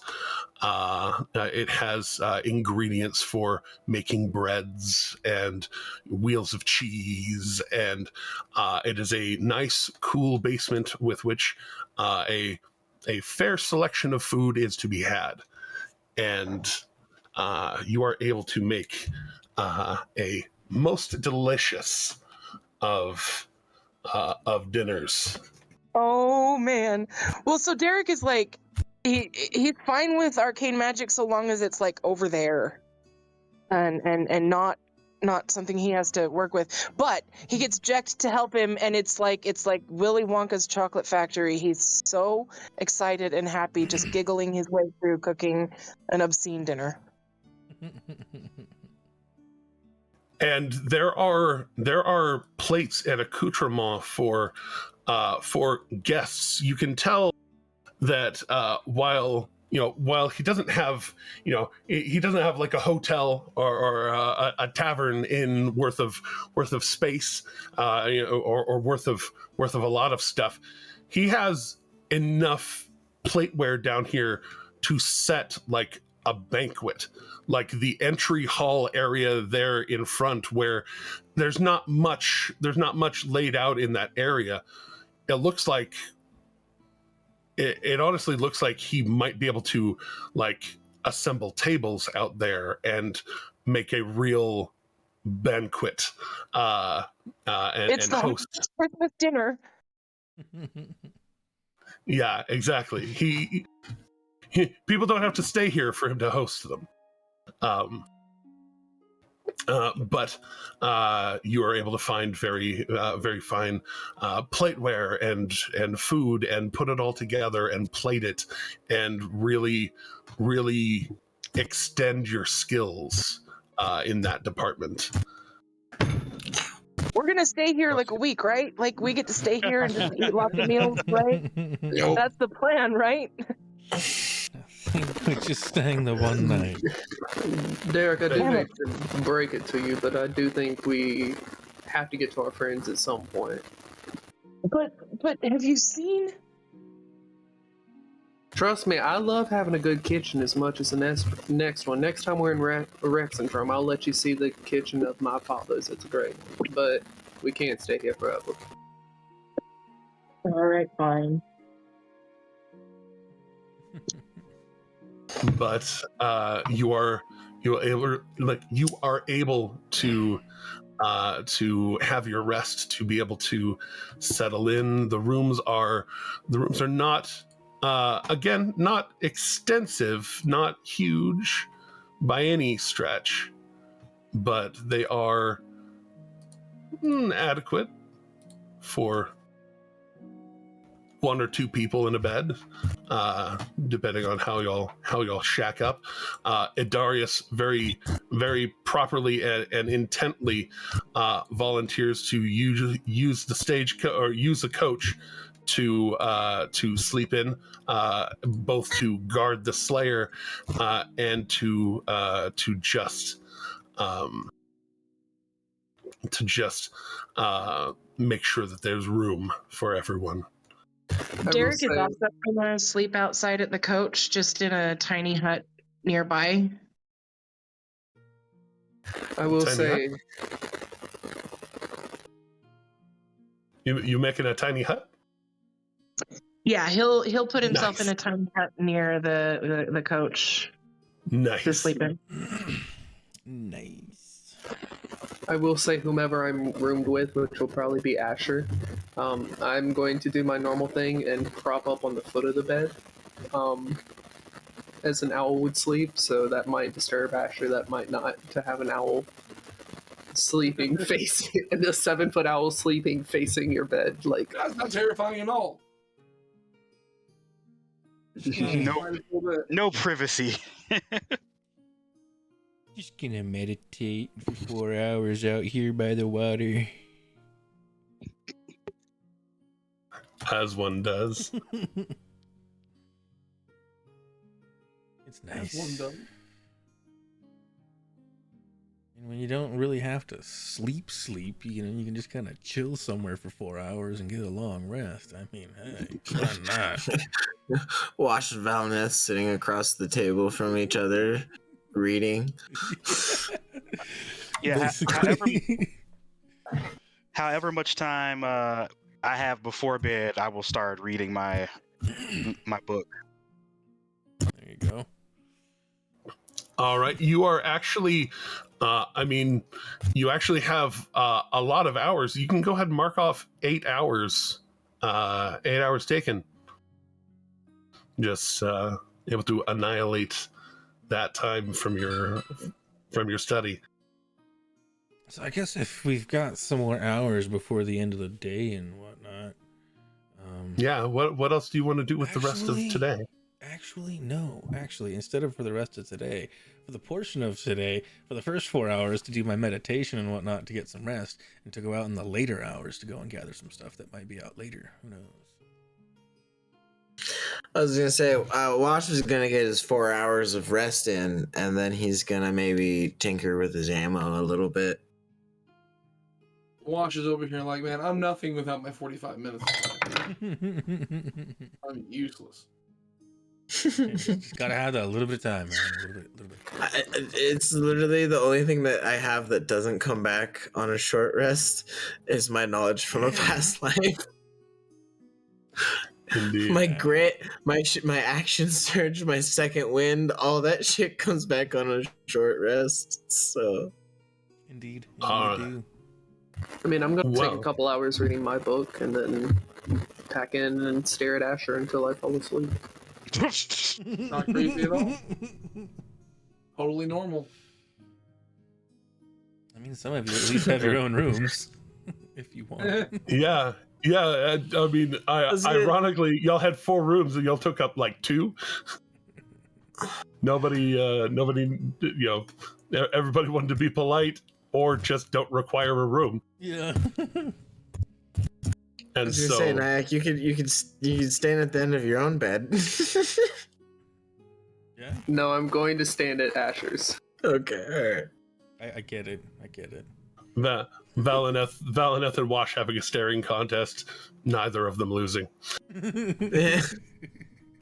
Specifically, before Asher goes to sleep, there will be a long lecture about not going after Vesh. Indeed. But Wash, you were talking about cooking ammo. What ammo are you trying to cook?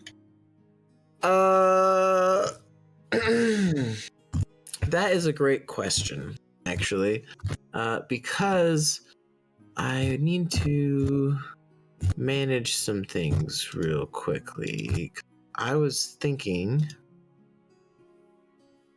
I had ideas, you see, given that like I could read the book and study a particular spell, and then maybe try to imbue a batch of ammo with said spell.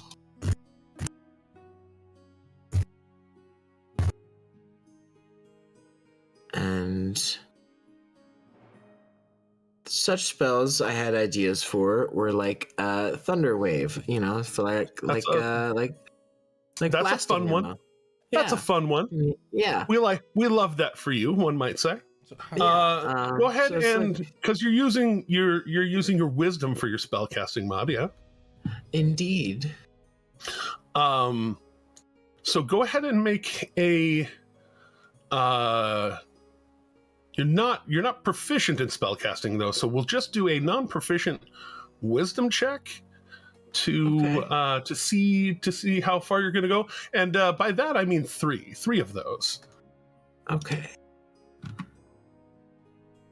All right. Okay, so I just had to make sure I had the right thing selected for the day, and let's click that thing, and then unproficient wisdom. You said. Yeah, unproficient wisdom. So I will just roll an insight then. Cool. because it's closest to where my mouse was at. It's literally the only reason. I could have. I'm gonna inside my ammo. Yeah, I could have scrolled up to like just a wisdom check, but it's too much work. But anyway. All right, 13. So I'm gonna add knowledge from a past life to that. Okay. Which I gotta double check, but I think that's just a D6, isn't it? It is just a D6. Yep.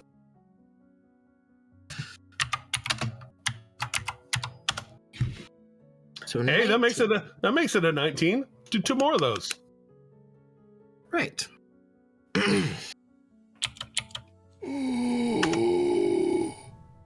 That's pretty good. Are you okay? I just saw one of the spells that I can grab with the book that I did for the wizard stuff. Nice. 23. I guess what spell this druid now has availability to. You only get 1 use of it. I know. But I know. It's gonna be the perfect thing to get used. It's true. So I got myself silvery barbs. Hey! Everyone in this party will have it before the end of the day. I was tempted to pick it up too. Like, it's perfect because like once everybody burns it and it's like everybody's like, anybody got it? And it'd be like, I do. There's some DMs that look at silvery barbs and they're like, fuck that spell. And you know what? I agree, but also I'm not gonna ban it. But I love it. I love it. Wash, roll 2d4. Okay. Ooh. What is Wash doing again? Rolling a couple Ooh. Okay, well,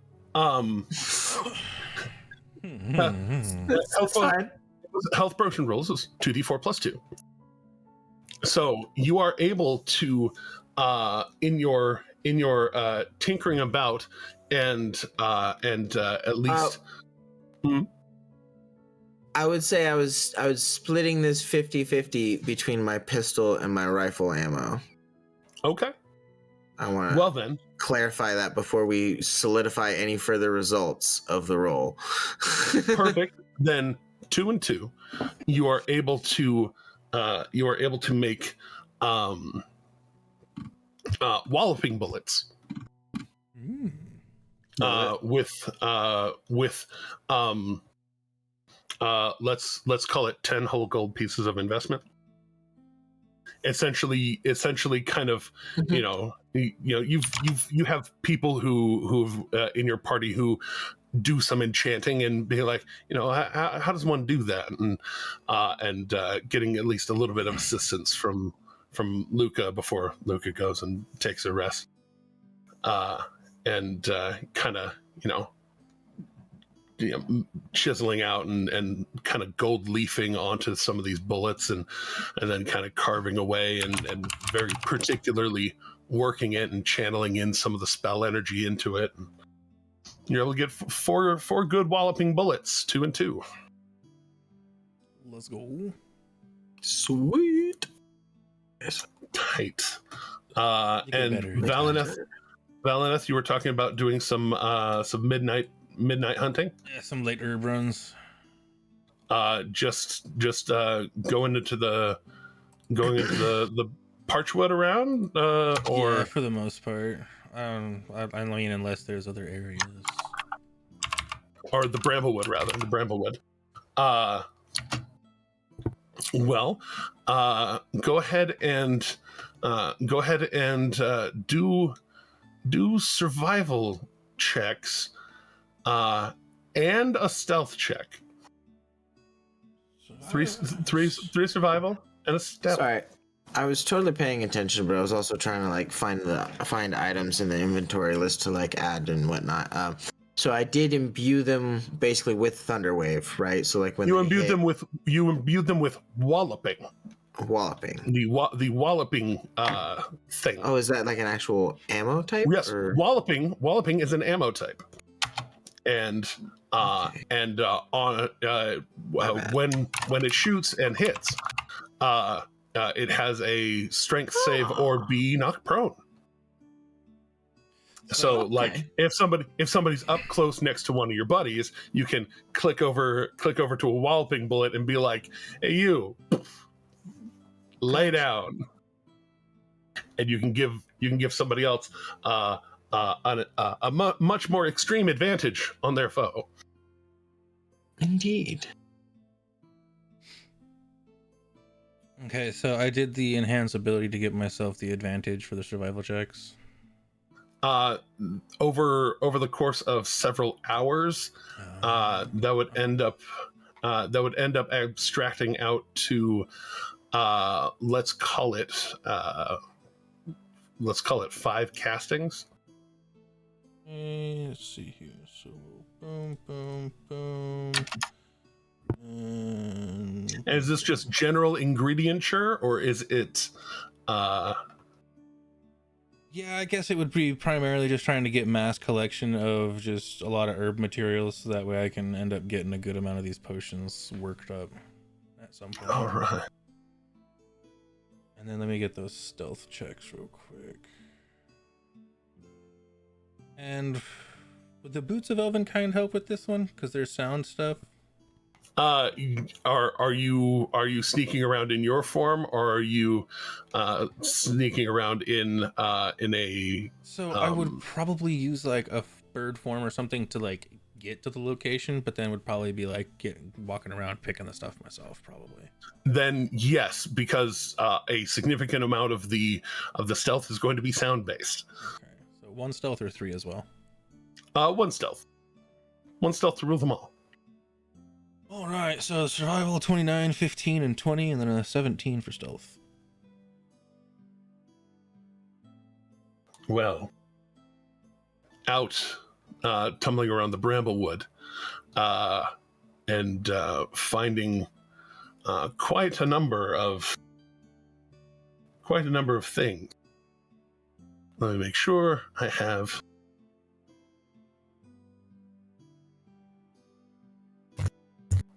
There we go.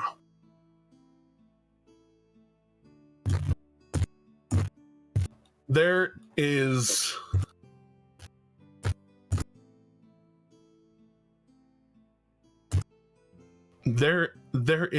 a with your perception, Mm-hmm.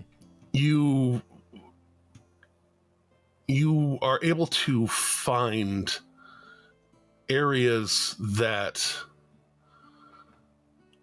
there's stuff growing and it's good, but then you look up as well, being very aware of your surroundings, and you're able to find spider webs, big ones. And looking at them, kind of like there's an immediate thought of giant webs, fuck off. Mm-hmm. But then you realize that you found they're not fresh webs, and some of them are like detached. The kind of the almost universal sign of this area was occupied by spiders. It may not be currently occupied by spiders, and that being a fair rarity, Mm-hmm. you're able to kind of get up there with some blades and start cutting down these sheets of spider webs, these thick webbing, and get a couple of sheets that end up just they're still kind of goopy, and there's some dirt in it and stuff, but able to kind of squish them down and bag them away so that you can perhaps distill them down later and get all the shit out of them and whatnot. But go ahead and list 4 sheets of spider webbing. Assuming that's going to be a custom item.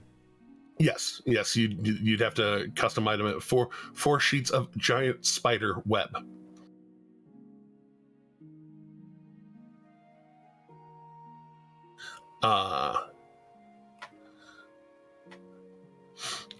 As well, to add to your inventory of things. Let's give me my die roller. Do it. I was just realizing, so since I was doing the enhance ability for a wisdom and whatnot, that increases my passive perception too, doesn't it? Yes, I was taking that into account. I was just realizing like the number that hits when I do that, giving me what is that, like 33? Yeah. It's crazy. It's amazing. But you pause for a brief moment, and you notice 4 floating faces in the air around you. You seem like a figurine on a virtual table. Indeed. But you also, in addition to those sheets, are able to conjure 90 gold worth of more alchemical supplies. Nice. Or herbalism, whichever one you've been keeping track of them on. Plus 90. Nice. I got 770 gold pieces worth of herbalism materials now. So much. Yeah, but yes, got good stuff. Waking up, the rest of you waking up to the 16th of Ken Pillar.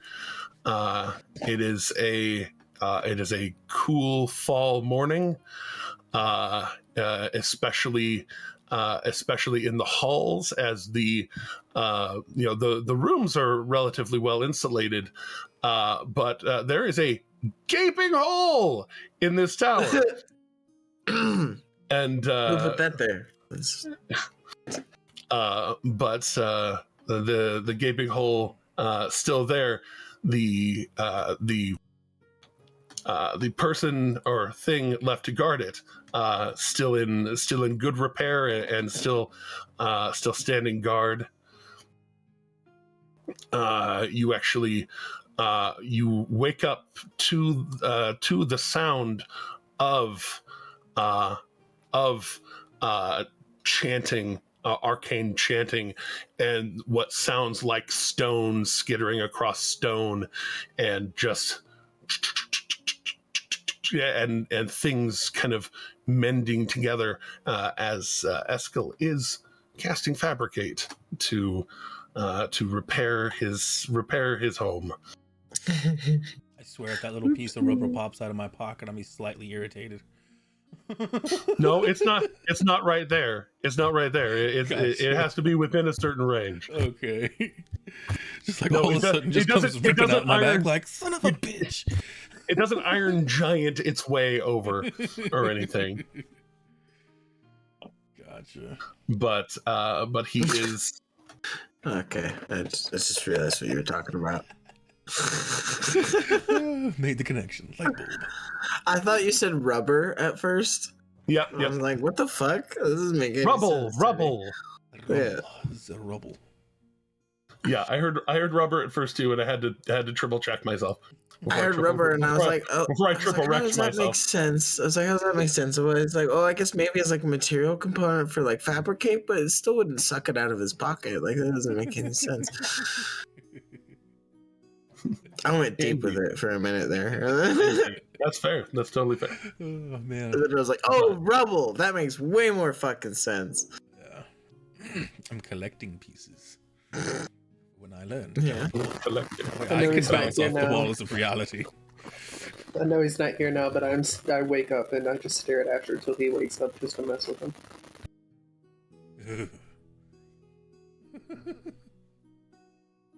Amazing. I love that for you. And by that, I mean the other thing.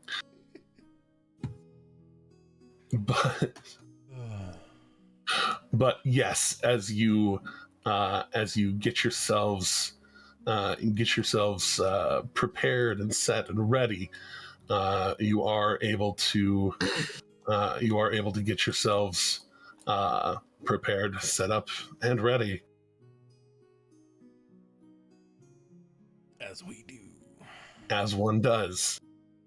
So, quick question. For And another amazing breakfast. for the deciding of DC, not proficient in spell casting, so the DC of my spells would not include my proficiency bonus. In this particular spell, you are proficient. In general spell casting, you are not. Okay. It's a. Okay. All right. Just checking. It's like Magic Initiate. Magic Initiate gives you proficiency where you would otherwise not have it in those particular spells. In those particular spells. I could see Derek the night before, just after dinner and whatnot. And in the morning, I'm making waffles. As Chelsea put down. Absolutely perfect. Totally see it. But it's definitely something he did, for sure. Yeah. I feel like at this point, Wash would start to feel a little guilty at not partaking of the meals, so he at least has like 2 bites just to satisfy. Just like, yeah, it does taste good. Do you even taste things, or is everything just kind of ashy? I feel like I can taste things. I'm not a cursed pirate, okay? Yeah, it's true. He's not a cursed pirate. Kind of him that he's trying. Everybody else is actually enjoying this thing. I might as well try to enjoy this thing. Thinking of like Derek obviously loves it, so like I can't not. Right. Yeah. He's like, I'm like, I don't need to eat, but I guess but I'll try it.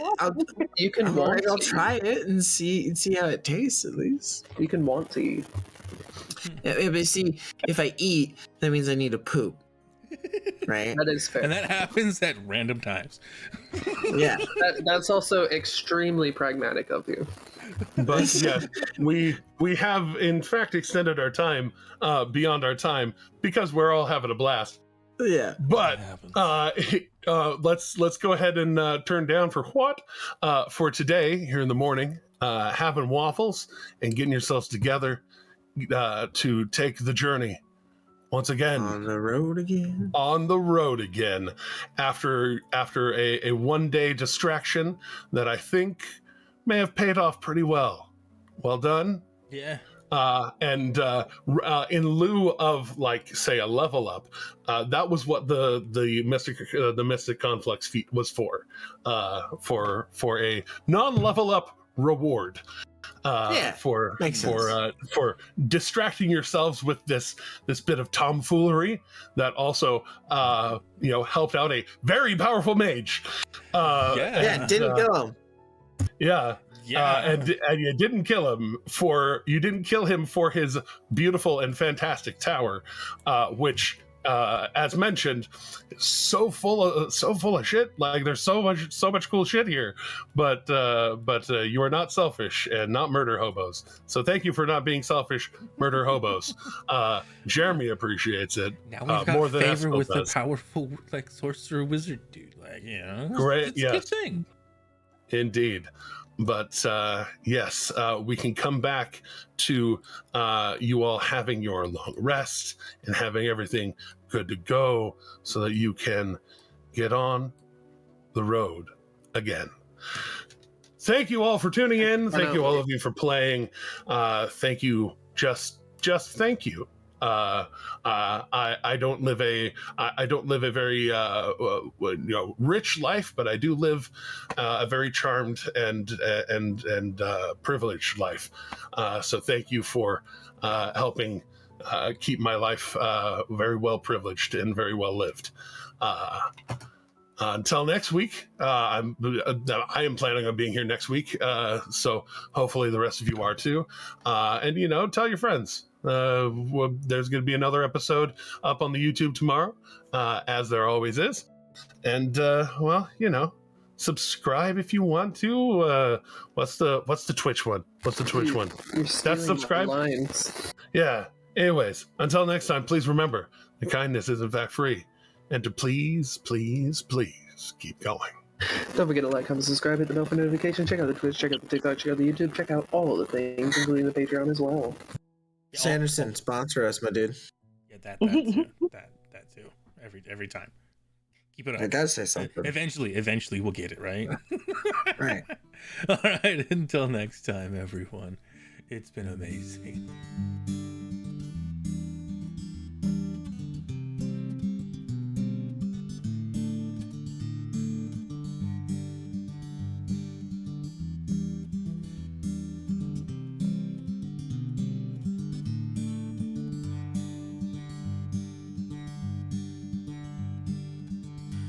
Everyone knows the lily of the valley, a sunburst of a dahlia, of roses sharp thorns. But the prettiest, sweetest of the flowers only grows on the farther shore.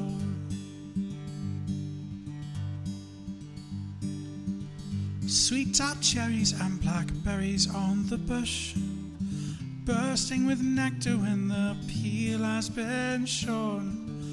But the sweetest and most bountiful of orchards only grows on the farther shore.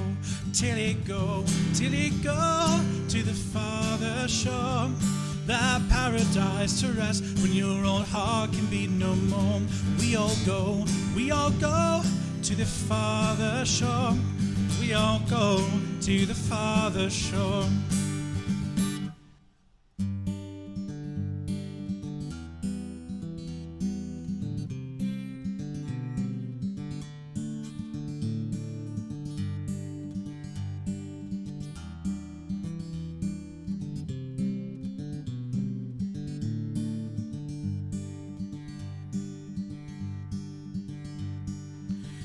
Wild temptations haunt this earthly coil. Some may resist them, though others can't ignore. But the promises of pure imagination take us all to the farther shore. It must be everything that everyone was promised. It must be all that we could ever want and more. It must be better than the love we leave behind us. They only know on the farther shore. Till it go to the farther shore. This paradise to rest when this old heart can beat no more. We all go to the farther shore. We all go to the farther shore.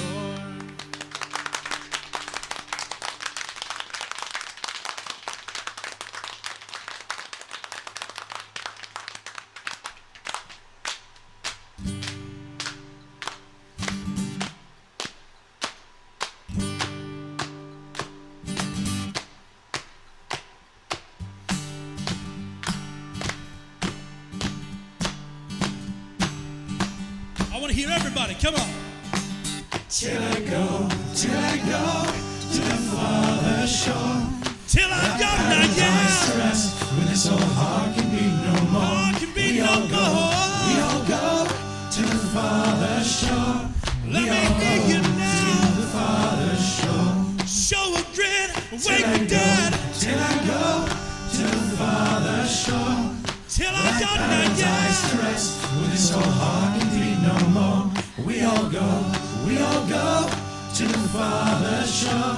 Let me hear to the farther shore. Let me hear your voices, everyone.